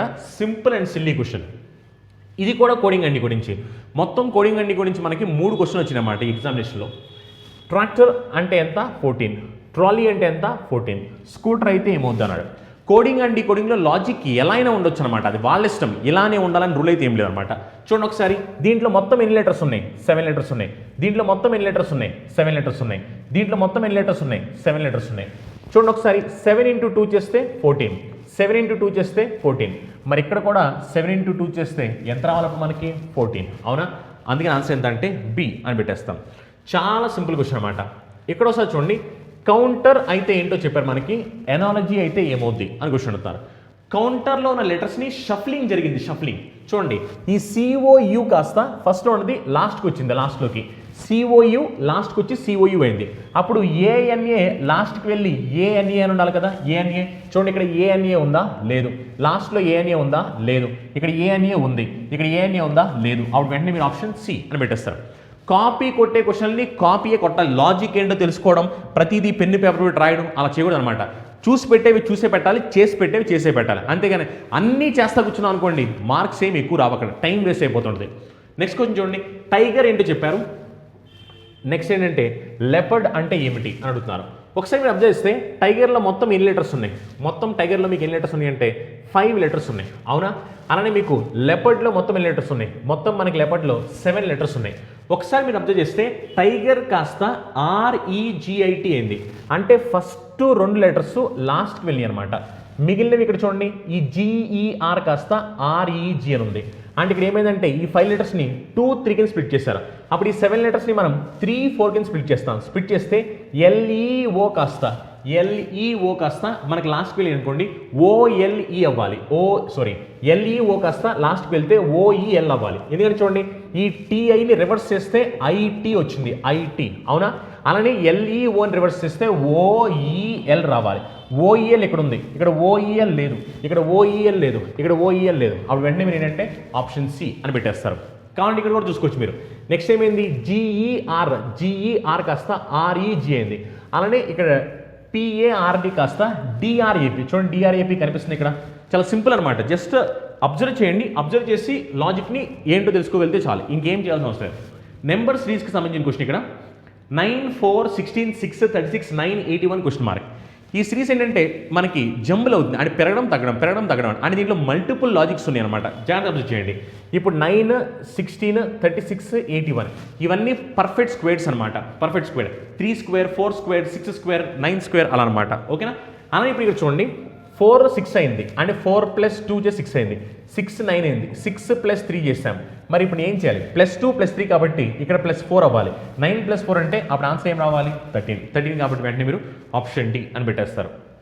నెక్స్ట్ చూడండి సిలోజమ్స్కి సంబంధించిన క్వశ్చన్ అనమాట. సిలోజమ్స్ అనేది చాలా ఇంపార్టెంట్ టాపిక్, చాలా సింపుల్ టాపిక్ అనమాట. కానీ చాలా మంది స్టూడెంట్స్ మళ్ళీ సిలోజమ్స్లో రాంగ్ ఆన్సర్ పెడుతుంటారు. నిజానికి చాలా సింపుల్ ఇది. చూడండి ఆల్ బర్డ్స్ ఆర్ టాల్, ఇదే కదా all birds are tall. Next some tall are peacock. ఓకేనా? ఇది మన స్టేట్మెంట్. కన్క్లూషన్ చూడండి సమ్ బర్డ్స్ ఆర్ పికాక్. బర్డ్కి పికాక్కి ఇంటర్సెక్షన్ ఉందా? లేదు కాబట్టి wrong answer. Some peacock are tall, ఇదిగోండి పికాక్, ఇదిగోండి టాల్. ఇంటర్సెక్షన్ ఉందా? ఇంటర్సెక్షన్ ఉంది కదా, ఉంది కాబట్టి రైట్ ఆన్సర్. అప్పుడు ఏం పెట్టాలి మీరు? ఓన్లీ కన్క్లూజన్ టు ఫాలోస్ అని పెట్టేస్తాం. ఓకేనా? చాలా సింపుల్ అనమాట. సిలోజమ్స్ సంబంధించి కూడా ఒక క్వశ్చన్ ఇచ్చారు. నెక్స్ట్ చూడండి ఒకసారి బ్లడ్ రిలేషన్కి సంబంధించిన క్వశ్చన్ అనమాట. బ్లడ్ రిలేషన్లో మొత్తం మనకి 4 డిఫరెంట్ ఫార్మాట్స్లో క్వశ్చన్స్ అడుగుతుంటారు. ఇదేంటంటే స్టేట్మెంట్ బేస్డ్ బ్లడ్ రిలేషన్ అనమాట. చూడండి ఒకసారి Sharada introduced Meena as his son's paternal grandfather's only sister. How is Meena related to Sharad? చూడండి ఒకసారి చాలా సింపుల్ క్వశ్చన్. ఇలాంటి క్వశ్చన్స్ ఏంటంటే అయితే వెనకాల నుంచి లేకపోతే ముందు నుంచి సాల్వ్ చేయాల్సిన అవసరం ఉందన్నమాట. మోస్ట్ ఆఫ్ ద టైం ఏంటంటే వెనకాల నుంచి సాల్వ్ చేయాల్సిన అవసరం ఉంది. చూడండి ఒకసారి ఒకవేళ మీరు వెనకాల నుంచి చదివితే కనుక paternal grandfather's only sister అంటే గ్రాండ్ ఫాదర్స్ ఓన్లీ సిస్టర్. అవునా? గ్రాండ్ ఫాదర్స్ ఓన్లీ సిస్టర్ అంటే గ్రాండ్ ఆంటే కదా. మరి హిజ్ సన్ గ్రాండ్ ఆంట్. ఎవరికి? శారద్ వాళ్ళ సన్ వాళ్ళ grand aunt. Son's grand aunt అంటే మై ఆంట్ అనే కదా. అప్పుడు ఆన్సర్ ఏంటి? సింపుల్గా ఆంట్ అని పెట్టేస్తాం. పెటర్నల్ ఆంట్ ఉంది, పెటర్నల్ ఆంట్ ఆన్సర్ అయిపోద్ది. అవునా? ఎందుకంటే మీరు సింపుల్గా చేయాల్సింది paternal grandfather's only sister. చూడండి ఒకసారి గ్రాండ్ ఫాదర్ వాళ్ళ సిస్టర్ అయితే మనకి వాళ్ళు ఏమవుతారంటే గ్రాండ్ ఆంట్ అవుతారు, మనకి గ్రాండ్ ఆంట్. మరి అప్పుడు ఇతని పాయింట్ ఆఫ్ వ్యూలో his son grand aunt. His son grand అంటే మా కొడుకు వాళ్ళ గ్రాండ్ ఆంట్. మా కొడుకు వాళ్ళ గ్రాండ్ అంటే నాకు ఆంట్ అవ్వాలి. మరి నాకు ఆంట్ అవ్వాలి కాబట్టి ఆంట్ అని పెట్టేస్తాం ఆన్సర్. ఓకేనా? నెక్స్ట్ చూడండి Yuvraj is Deepti's mother's father's only granddaughter's son's cousin. How is Yuvraj related to Deepti? ఓకేనా? సో యువరాజ్ ఏమవుతాడు దీప్తికి అని క్వశ్చన్. చూడండి ఒకసారి యువరాజ్ ఏంటంటే Yuvraj is Deepti's mother's father's only granddaughter son. చూడండి Deepti's mother's father's only granddaughter అంటే దీప్తియే కదా. ఏంటి చూడండి Deepti's mother's father's only granddaughter and ఇది మొత్తానికి మీనింగ్ ఏంటంటే దీప్తి. అవునా? ఈ మొత్తానికి మీనింగ్ దీప్తి అయితే దీప్తి సన్స్ కజిన్. దీప్తి వాళ్ళ సన్ వాళ్ళ కజిన్ అనమాట. ఎందుకంటే ఈ స్టేట్మెంట్ మొత్తానికి ఎవరంటే మనకి స్టేట్మెంట్ మొత్తానికి దీప్తి. అప్పుడు మనకి దీప్తి వాళ్ళ సన్న వాళ్ళ కజిన్, దీప్తి వాళ్ళ సన్న వాళ్ళ కజిన్ అనమాట. మరి సన్కి కజిన్ అని పిలుస్తున్నారంటే ఎవరైనా వెళ్ళి కజిన్ అని పిలుస్తున్నారంటే అంకుల్ వాళ్ళ చిల్డ్రన్, ఆంట్ వాళ్ళ చిల్డ్రన్ మనం కజిన్ అని పిలుస్తాం. మరి దీప్తి వాళ్ళ సన్న వాళ్ళ కజిన్ అంటే అప్పుడు అతను ఏమవుతాడంటే దీప్తికి నెఫ్యూ అవుతాడు. అవునా? ఎందుకంటే చూడండి ఒకసారి ఇది దీప్తి అయితే కనుక దీప్తికి ఎవరున్నారు? సన్ ఉన్నారు. సన్నకి కజిన్ అనమాట. కజిన్ అంటే సేమ్ జనరేషన్ ఉండాలి. కజిన్ అని ఎప్పుడు పిలుస్తాము? ఫాదర్ లేదా మదర్ వాళ్ళ సిబ్లింగ్స్ ఏవైతే ఉంటారో వాళ్ళ పిల్లల్నే మనం ఏం చెప్తామంటే కజిన్స్ అని చెప్తాం అనమాట. అవునా? సో అందుకని ఏంటంటే మనకి దీప్తికి యువి ఏమవుతాడంటే నెఫ్యూ అవుతాడు. అంటే దీప్తి వాళ్ళ బ్రదర్ లేదా సిస్టర్ వాళ్ళ కొడుకు అనమాట. అందుకని ఆన్సర్ ఏంటంటే నెఫ్యూ అని పెట్టేస్తాం. చాలా చాలా సింపుల్ క్వశ్చన్ అనమాట. చూడండి ఒకసారి ఇలాంటి క్వశ్చన్స్కి డయాగ్రామ్ అంతా ఏం వేయాల్సిన అవసరం లేదు. క్వశ్చన్ని జాగ్రత్తగా చదవడం వస్తే చాలు. ఫ్రాక్షన్ ఆఫ్ సెకండ్స్లో ఆన్సర్ వచ్చేస్తుంది. ఇక్కడ మీరు జాగ్రత్తగా చదవాల్సి ఏంటంటే Deepti's mother's father's only granddaughter. Deepti's mother's father's only granddaughter అంటే దీప్తిని వచ్చింది. మళ్ళీ దీప్తిస్ సన్స్ కజిన్, సన్న వాళ్ళ కజిన్ అంటే నాకు నెఫ్యూ అవుతారు. ఎందుకంటే కజిన్ అని వెళ్ళి పిలుస్తున్నారు. ఎవరు? మా సన్ పిలుస్తున్నారు. సన్న కజిన్ అంటే నా బ్రదర్ లేదా సిస్టర్ వాళ్ళ కొడుకు అని అర్థం అనమాట. ఓకేనా? లేదా కూతురు కూడా ఉండొచ్చు. ఎందుకంటే కజిన్ అని మనం ఇద్దరిని వాడుతుంటాం అనమాట. ఇక్కడ మనకి ఎలాగో ఏంటంటే నెఫ్యూ అని ఇచ్చారు, నీస్ అని ఇవ్వలేదు. అందుకని ఆన్సర్ ఏంటంటే నెఫ్యూ అని చెప్పేస్తాం. ఈయన మళ్ళీ యువి అన్న వెంటనే అది మనం యువరాజ్ అని చెప్పారు కదా, అక్కడ మనం అమ్మాయా అబ్బాయి అని నేమ్ని బట్టి మోస్ట్లీ డిసైడ్ చేయకూడదు అనమాట. కానీ యాక్చువల్లీ మనకి ఆప్షన్లో నెఫ్యూ అనే ఉంది, నీస్ అని లేదు. ఓకేనా? అందుకని ఆన్సర్ నెఫ్యూ అని పెట్టేస్తాం. నెక్స్ట్ చూడండి ఇవన్నీ మ్యాథమెటికల్ ఆపరేషన్కి సంబంధించి క్వశ్చన్స్ అనమాట. మ్యాథమెటికల్ ఆపరేషన్ దీనికి సంబంధించి కూడా మనకి ఎగ్జామినేషన్లో క్వశ్చన్స్ అనేవి ఫ్రీక్వెంట్గా వస్తుంటాయి. మెయిన్గా RRB NTPC group D point of view. నిజానికి ఇవి చాలా సిల్లీ క్వశ్చన్స్ అనమాట. ఓకేనా, ఇవి నేను చెప్పాల్సిన అవసరం కూడా లేదు, చాలా సిల్లీ క్వశ్చన్స్. చూడండి ఒకసారి, డివిజన్ డినోట్స్ మల్టిప్లికేషన్. అంటే మనకి ఏదైనా డివిజన్ సింబల్ కనిపిస్తే మనం మల్టిప్లై చేయాలి, మైనస్ సింబల్ కనిపిస్తే ఎడిషన్ చేయాలి, ప్లస్ సింబల్ కనిపిస్తే డివిజన్ చేయాలి, మల్టిప్లికేషన్ సింబల్ కనిపిస్తే సబ్ట్రాక్షన్ చేయాలి. Then which of the following the value of the expression. దీనికి ఇప్పుడు ఏమవుద్ది, ఎక్స్ప్రెషన్ సాల్వ్ చేస్తే ఏమవుతుంది అన్నాం. మనకి బాడ్ మాస్ రూల్ అనేది ఖచ్చితంగా ఫాలో అవ్వాల్సిందే. మళ్ళీ ఇక్కడ బాడ్ మాస్ రూల్ ఫాలో అవ్వకుండా కొంతమంది స్టూడెంట్స్ ఎలా పడతలు చేస్తుంటారు, అలా కాదు, బాడ్ మాస్ రూల్ ఫాలో అవ్వాలి. బాడ్ మాస్ రూల్ ఫాలో అయినప్పుడు ఫస్ట్ మనం చేయాల్సింది ఏంటి, డివిజన్ చేయాలి. డివిజన్, అవునా, మన డివిజన్ ఎక్కడదో చూడండి, డివిజన్ ఇదే కదా డివిజన్. డివిజన్ అంటే ఏమని సింబల్తో చూపించాం, ప్లస్. అంటే ప్లస్ కనిపించడం డివిజన్ చేయాలి, ఇదిగో చూడండి. అంటే ఇప్పుడు ఇక్కడ మనం డివిజన్ చేయాలి. డివిజన్ చేస్తే 171 డివైడ్ బై 19. మరి 171 డివైడ్ బై 19 చేస్తే అప్పుడు మనకి వాల్యూ ఎంత వస్తుంది, 9 వస్తుంది, అవునా. దీని వాల్యూ ఎంత అంటే 9. డివిజన్ తర్వాత నెక్స్ట్ మనం చేయాల్సింది ఏంటి, మల్టిప్లికేషన్ చేయాలి. మల్టిప్లికేషన్ ఏ సింబల్తో చూపించాం, డివిజన్ సింబల్తో చూపించాం. అంటే ఇక్కడ చూడండి, దీన్ని మనం మల్టిప్లై చేయాలి. 19 ఇంటూ 9 చేయాలి. 19 ఇంటూ 9 చేస్తే మనకి ఎంత వస్తుంది అంటే 171 వచ్చింది, అవునా. నెక్స్ట్ తర్వాత మనం ఎడిషన్ చేసినా సబ్ట్రాక్షన్ చేసినా రెండు సేమే. ఇంటూ అంటే ఏంటి, సబ్ట్రాక్షన్, అవునా. అందుకే ఇప్పుడు మనం సబ్ట్రాక్షన్ చేయాలి, ఓకేనా. సబ్ట్రాక్షన్ చేస్తే -51, ఓకేనా. మైనస్ అంటే ఏంటి, మైనస్ అంటే చూడండి, మైనస్ డినోట్స్ ఎడిషన్ కాబట్టి +1, ఓకేనా. ఇప్పుడు చూడండి, ఇప్పుడు సాల్వ్ చేస్తే మనకి ఏమవుద్ది, 171లో నుంచి 51 తీస్తే ఎంత అంటే 120 + 9, అప్పుడు ఆన్సర్ ఎంత అంటే 129 అని చెప్పేస్తాం. చాలా సింపుల్ క్వశ్చన్ అనమాట. జస్ట్ ఏంటంటే మీకు బాడ్ మాస్ రూల్ ఐడియా ఉంటే ఈ క్వశ్చన్ని ఫ్రాక్షన్ ఆఫ్ సెకండ్స్లో చేస్తారు. ఇది కూడా చూడండి, ఇంటర్చేంజ్, ఇది కూడా సేమ్ అలాంటిది అనమాట. Interchanging which two science will make the following equation correct.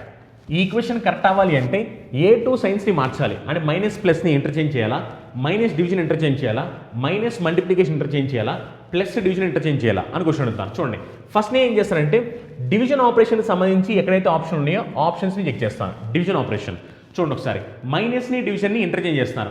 అంటే మైనస్ ప్లేస్లో డివిజన్, డివిజన్ ప్లేస్లో మైనస్. చూడండి, ఈ మైనస్ ప్లేస్లో డివిజన్ పెట్టాలి, డివిజన్ ప్లేస్లో మైనస్ పెట్టాలి. ఎప్పుడైతే మైనస్ ప్లేస్లో డివిజన్, డివిజన్ ప్లేస్లో మైనస్ పెడతామో 9 డివైడ్ బై 4 చేస్తే 9 4 ఎగ్జాక్ట్గా డివిజిబుల్ కాదు. మరి డివిజిబుల్ కాదంటే అప్పుడు ఆబ్వియస్గా మనకి ఆప్షన్ అనేది డెసిమల్ రాబోతుంది.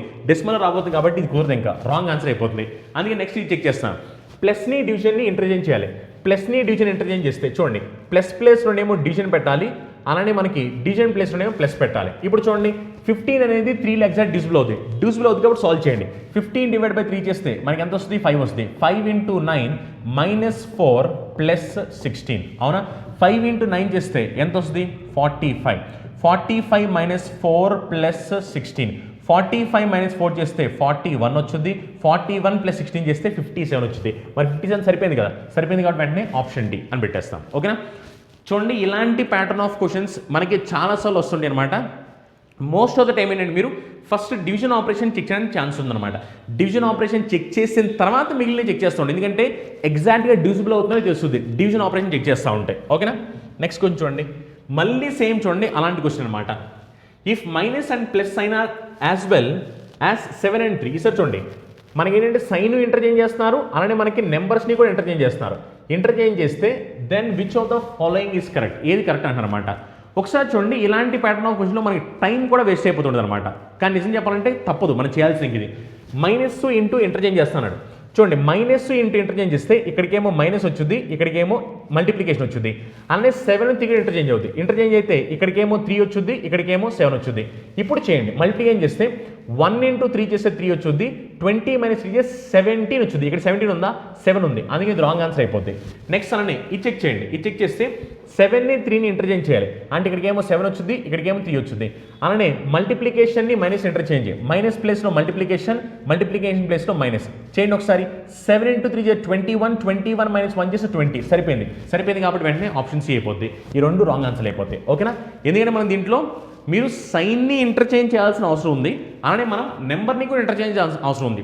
అలా రెండు చేసి ఏది సాటిస్ఫై అవుతుంది అని అడిగారు, అప్పుడు మనం ఆప్షన్ సి అని పెట్టేస్తాం. నెక్స్ట్ క్వశ్చన్ చూడండి, ఇది కూడా చూడండి, సేమ్ ఇది కూడా అదే క్వశ్చన్ అనమాట. ఇవన్నీ చాలా సిల్లీ క్వశ్చన్స్. సైన్ ఇంటర్చేంజ్ చేయాలి, నెంబర్ కూడా ఇంటర్చేంజ్ చేయాలి. ఈ క్వశ్చన్ మీరు చేసేసుకోండి, ఎందుకంటే ఇవన్నీ చాలా సిల్లీ క్వశ్చన్స్ అనమాట, కానీ ఎగ్జామినేషన్లో వస్తుంటాయి. ఇక్కడ చూడండి ఒకసారి, మనకి సీటింగ్ ఎలిమెంట్ సంబంధించి 3 క్వశ్చన్లు ఇచ్చారు. సీటింగ్ ఎలిమెంట్ సంబంధించి చేద్దాం ఒకసారి చూడండి. Read the following passage and answer the questions based on this. ఒకసారి చూడండి, ఇదేంటంటే సర్క్యులర్ ఫేసింగ్ అనమాట, అంటే సర్క్యులర్ అరేంజ్మెంట్ అనమాట. మొత్తం ఎంత చూడండి, 1 2 3 4 5 6 7, మొత్తం 7 బటన్స్ ఉన్నారు. జాగ్రత్తగా అబ్జర్వ్ చేయండి. 1 2 3 4 5 6 7, మొత్తం 7 పర్సన్స్. ఎవరంటే రాధా, రేఖ, రాఖీ, రాగిణి, రష్మి, రీమా, రేణు. ఓకేనా? 1 2 3 4 5 6 7. ఒకసారి చూడండి, వీళ్ళు కావాలని పేర్లు కూడా అన్ని ఆర్ అని ఇచ్చారు. జాగ్రత్తగా పేరు రాసుకోండి, లేకపోతే 3 మార్కులు పోతాయి. ఇంకా చూద్దాం ఒకసారి. ఫస్ట్ స్టేట్మెంట్ ఏంటంటే Reema is not immediate neighbour of Rashmi. Reema ఏంటంటే not neighbour of Rashmi, not neighbour of Rashmi, and Rashmi పక్కన కూర్చోదు. ఒకసారి చూడండి, ఆ తర్వాత మనకి క్వశ్చన్లు ఎక్కడ రష్మి గురించి మాట్లాడలేదు, కానీ రీమా గురించి మాట్లాడారు. అందుకే నేను ఫస్ట్ రీమాను కూర్చోబెడుతున్నాను. సపోజ్ సెలెక్ట్ ఇది రీమా అనుకుందాం. ఓకేనా? ఇది రీమా. ఇది రీమా అయితే కనుక క్వశ్చన్ చెప్పిన దాని ప్రకారం ఏంటంటే రష్మి రీమా పక్కన కూర్చోకూడదు, అంటే ఈ ప్లేస్లోకి రష్మి రాదు. అవునా? ఈ ప్లేస్లోకి రష్మి రాకూడదు, ఈ ప్లేస్లో కూడా రష్మి రాకూడదు. సో రష్మి ఈ ప్లేస్లోకి రాదు, అలానే రష్మి ఈ ప్లేస్లో కూడా రాదు. ఎందుకంటే రీమా రష్మి ఇద్దరు పక్క పక్కన కూర్చోరు కాబట్టి. నెక్స్ట్ చూడండి, నెక్స్ట్ ఇక్కడ ఈ స్టేట్మెంట్ ఎలాగో రీమా ఉంది కాబట్టి ఇది ఫిల్ చేస్తాను. Rekha is second to the left of Reema. Rekha is second left of Reema. ఇది రీమా కదా, రీమాకి సెకండ్ లెఫ్ట్. లెఫ్ట్ అంటే మనకి క్లాక్ వైజ్ డైరెక్షన్, ఎందుకంటే వీళ్ళందరూ ఫేసింగ్ సెంటర్ అని చెప్పారు. లెఫ్ట్ అంటే క్లాక్ వైజ్ కాబట్టి second left, first left second left. ఎవరు? రాధా. అండ్ ఈ ప్లేస్లో ఎవరు వస్తారంటే మనకి రాధా వస్తుంది. రాధా ఈ సెకండ్, సారీ రాధా కాదు, రేఖ కదా, రేఖ కదా చెప్పింది వాళ్ళు. So Rekha is second to the left of Reema. Next అలా చూడండి, Radha is to the immediate right of Ragini. Radha is to the immediate right of Ragini అంటే రాధా రాగిణి ఇద్దరు పక్కపక్కనే కూర్చోవాలి. మరి రాధా రాగిణి ఇద్దరు పక్కపక్కనే కూర్చోవాలంటే 2 ప్లేస్లు పక్కపక్కనే ఖాళీగా ఉండాలి. ఇక్కడ ఖాళీ లేదు, ఇక్కడ ఖాళీ ఉంది చూడండి. అంటే రాధా రాగిణి ఇద్దరు పక్కపక్కనే కూర్చోవాలంటే అయితే ఇక్కడ కూర్చోవాలి, లేకపోతే ఇక్కడ కూర్చోవాలి. ఓకేనా? లేకపోతే ఇక్కడ కూడా కూర్చోడానికి ఛాన్స్ ఉంది. ఇప్పుడు చూడండి, రాధా రాగిణి పక్కపక్క కూర్చున్నప్పుడు క్వశ్చన్ చెప్పింది ఏంటంటే Radha is to the immediate right of Ragini అనమాట. అంటే సపోజ్ ఒకవేళ ఇది రాగిణి అనుకుందాం, ఇది రాగిణి అయితే గనక రాగిణికి ఇమీడియట్ రైట్లో ఎవరు ఉండాలంటే రాధా ఉండాలి. ఓకేనా? ఎందుకంటే Radha is to the immediate right of Ragini. అది ఇక్కడో తెలియదు, ఇక్కడో తెలియదు కాబట్టి నేను ఫస్ట్ పాసిబిలిటీ కాబట్టి ఇది వేశాను. ఇప్పుడు చెక్ చేస్తాను చూడండి, Radha is third to the left of Renu. Radha ఏంటంటే third to the left of Renu. Radha third to the left of Renu కాబట్టి అప్పుడు రేణు రాధాకి థర్డ్ రైట్లో ఉండాలి. ఫస్ట్ సెకండ్ థర్డ్ ఇక్కడ రేణు ఉండాలి, కానీ ఇక్కడ ఎవరున్నారు? రేమా ఉంది. అవునా? అంటే అర్థం ఇక్కడ రాధా కూర్చోకూడదు. మరి ఇక్కడ రాధా కూర్చోకూడదు అంటే అప్పుడు ఈ పాసిబిలిటీ కుదరదు అర్థం. ఇప్పుడు ఈ పాసిబిలిటీ చెక్ చేస్తాను. ఈ పాసిబిలిటీలో సపోజ్ ఒకవేళ ఇది రాధా అయితే కనుక అప్పుడు ఇక్కడ ఎవరు రావాలి? ఇక్కడ వచ్చేసరికి మనకి రాగిణి రావాలి, ఇక్కడ రాగిణి రావాలి. అవునా? అప్పుడు నెక్స్ట్ ఏంటంటే Radha sits third to the left of Renu కాబట్టి అప్పుడు ఈ ప్లేస్లో మనకి రేణు రావచ్చు. అవునా? చూడండి, ఇప్పుడు ఈ ప్లేస్లో రేణు వస్తే third left, first second third left, Radha వచ్చింది. సరిపోయింది కదా? ఇప్పుడు చూడండి, ఇక్కడ రష్మి రాకూడదు. ఇప్పుడు రష్మి ఇక్కడ రాకూడదు అంటే అప్పుడు రష్మికి ఒక ప్లేసే ఛాన్స్ ఉంటుంది, ఎందుకంటే రష్మి ఈ ప్లేస్లోకి రాకూడదు కదా. అప్పుడు ఈ ప్లేస్లో రష్మి వచ్చింది. రష్మి వచ్చింది, రాధా వచ్చాడు, రాగిణి వచ్చారు, రీమా వచ్చారు, రేణు వచ్చారు, రేఖ వచ్చారు. ఇంకెవరు మిగిలిపోయారు? రాఖీ మిగిలిపోయారు. అప్పుడు ఈ ప్లేస్లోకి ఎవరు వస్తారంటే రాఖీ వస్తారు. ఓకేనా? అంతే, అయిపోయింది. చాలా సింపుల్ క్వశ్చన్ అన్నమాట. జస్ట్ నేను చెప్పాలంటే ఇది కూడా మీరు చాలా ఫాస్ట్గా కంప్లీట్ చేయొచ్చు. కాకపోతే ఏంటంటే ఎక్స్ప్లెనేషన్ చేయాలి కాబట్టి నేను మొత్తం చూపించాను. ఇక్కడ మొత్తం మీకు 3 పాసిబిలిటీస్, అయితే ఈ ప్లేస్లో రావాలి, లేదా ఈ ప్లేస్లో రావాలి, లేదా ఈ ప్లేస్లో రావాలి. ఎలాగో ఈ ప్లేస్లో పాసిబుల్ అవ్వట్లేదు, ఈ ప్లేస్లో పాసిబుల్ అయిందనమాట. ఇప్పుడు చూడండి, క్వశ్చన్స్ ఏమడిగారు? Which of the following pair of persons has the first person sitting to the immediate left of second person. So first person ఏంటంటే సెకండ్ పర్సన్కి ఇమీడియట్ లెఫ్ట్లో ఉండాలి. ఓకేనా? First person sitting immediate left of second person. చూడండి, first person sitting immediate left of second person అంటే రీమాకి immediate లెఫ్ట్లో రాధా ఉండాలి. చూడండి, రీమా ఎక్కడుంది? రీమాకి లెఫ్ట్లో రాధా ఉందా? లేదు. అంటే ఫస్ట్ రాంగ్ ఆన్సర్ అయిపోద్ది. చూడండి, రేఖాకి లెఫ్ట్లో రాఖీ ఉండాలి. రేఖాకి లెఫ్ట్లో రాఖీ ఉన్నాడా? లేదు. రాంగ్ ఆన్సర్ అయిపోయింది. రాఖీకి లెఫ్ట్లో రీమా ఉండాలి. రాఖీకి లెఫ్ట్లో రీమా ఉంది కదా, ఉంది కాబట్టి రైట్ ఆన్సర్ అన్నమాట, ఆప్షన్ సి. నెక్స్ట్ చూడండి, who is second to the left of Ragini. రాగిణికి సెకండ్ లెఫ్ట్. ఇదిగోండి రాగిణి, లెఫ్ట్ అంటే క్లాక్ వైజ్ కదా, ఫస్ట్ సెకండ్ లెఫ్ట్ ఎవరంటే రీమా కాబట్టి option A. Next, which of the following group has the first person sitting between the other 2. First person ఏంటంటే మనకి other 2 పర్సన్కి మధ్యలో ఉండాలి. అంటే వీడియో ఫస్ట్ పర్సన్, ఈ ఫస్ట్ పర్సన్ వీళ్ళిద్దరికి మధ్యలో ఉండాలన్నమాట. అలా ఏ ఆప్షన్లో ఉంది అంటున్నాడు. చూడండి, రష్మికి రాధాకి మధ్యలో రీమా ఉండాలి. చూద్దాం అసలు రష్మికి రాధాకి మధ్యలో ఉన్నారు. రష్మికి రాధాకి మధ్యలో అసలు ఎవరు లేరు కదా, ఎవరు లేరు కాబట్టి ఫస్ట్ రాంగ్ ఆన్సర్ అయిపోయింది. నెక్స్ట్, రాగిణి రీమా మధ్యలో ఎవరున్నారు చూద్దాం. రాగిని రీమా, రాగిని ఇక్కడ ఉంది, రీమా ఇక్కడ ఉంది, ఇక్కడ ఉంది. రాగినికి రీమాకి మధ్యలో రాఖీ ఉండాలి. రాఖీ ఉన్నాడు కదా, మరి అదే కదా సరిపోయింది కదా, సరిపోయింది కాబట్టి వెంటనే మనం ఆప్షన్ బి అని పెట్టేస్తాం. ఎందుకంటే రాగినికి రీమాకి మధ్యలో రాఖీ కావాలి, రాఖీ ఉన్నాడు ఆల్రెడీ, ఫస్ట్ ఆప్షన్. చాలా సింపుల్ క్వశ్చన్. ఇదేంటంటే సీటింగ్ అరేంజ్మెంట్ సంబంధించి మనకి ఎగ్జామినేషన్లో సీటింగ్ అరేంజ్మెంట్ సంబంధించి పజిల్కి సంబంధించి ఆర్ఆర్బీ ఎన్టీపీసీ గ్రూప్ డీలో క్వశ్చన్స్ అడుగుతుంటారు.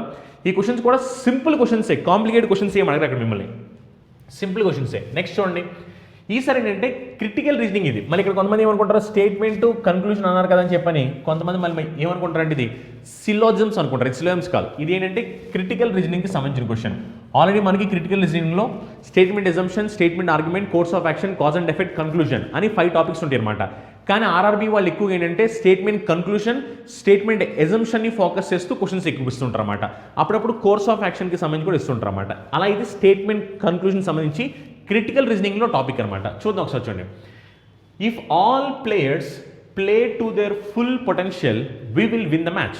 అంటే వీళ్ళు ఏం చెప్తున్నారు స్టేట్మెంట్లో, ఒకవేళ అందరూ ప్లేయర్స్ కనుక వాళ్ళు ఆడాల్సిన విధంగా ఆడితే కనుక మ్యాచ్ గెలిచేస్తారు. అంటే వాళ్ళు ఆడాల్సిన విధంగా ఆడడం అంటే ఫుల్ ఎఫర్ట్స్ పెట్టి ఆడాలి, వాళ్ళ పర్ఫార్మెన్స్ అనేది బెస్ట్ పర్ఫార్మెన్స్ ఇస్తే కనుక మ్యాచ్ గెలుస్తారు అని చెప్పారన్నమాట. నెక్స్ట్ చూడండి, we have one the match. వాళ్ళు మ్యాచ్ గెలిచారంట అంటే ఒకసారి చూడండి, ఇప్పుడు వాళ్ళు మ్యాచ్ గెలిచారు అంటే దాని మీనింగ్ ఆడాల్సిన ఆటగాళ్ళు అందరూ బాగా ఆడారనేగా. ఎందుకంటే ఫస్ట్ ఏం చెప్పారు కదా, అందరూ బాగా ఆడితే మేము మ్యాచ్ గెలుస్తాము అని చెప్పి తర్వాత మేము మ్యాచ్ గెలిచామని చెప్పారు. అని అర్థం అందరూ బాగా ఆడారని అర్థం. చూడండి ఒకసారి ఫస్ట్ కంక్లూజన్ చూడండి, all players played to their full potential. అవును, మరి అందరూ ప్లేయర్స్ ఫుల్ పొటెన్షియల్, అందరూ వాళ్ళు ఎంత పర్ఫామ్ చేయగలరో అంత పర్ఫామ్ చేశారు కాబట్టి మ్యాచ్ విన్నారు అంటే ఫస్ట్ కన్క్లూజన్ అవుతుంది. సెకండ్ చూడండి, some players did not play their full potential. ఇది రాంగ్, కొంతమంది ఆడలేదని చెప్తున్నారు. ఎందుకంటే క్వశ్చన్ ఆడి చెప్పారు అందరూ ఆడితేనే మ్యాచ్ గెలుస్తారని చెప్పని, వాళ్ళు ఎలాగో మ్యాచ్ గెలిచేసారని కూడా చెప్పారు. అని అర్థం అందరూ బాగా ఆడారని అర్థం. మరి అప్పుడు ఓన్లీ కన్క్లూజన్ వన్ కాబట్టి వెంటనే మీరు ఆప్షన్ బి అని పెట్టేస్తారు. Only conclusion 1 follows.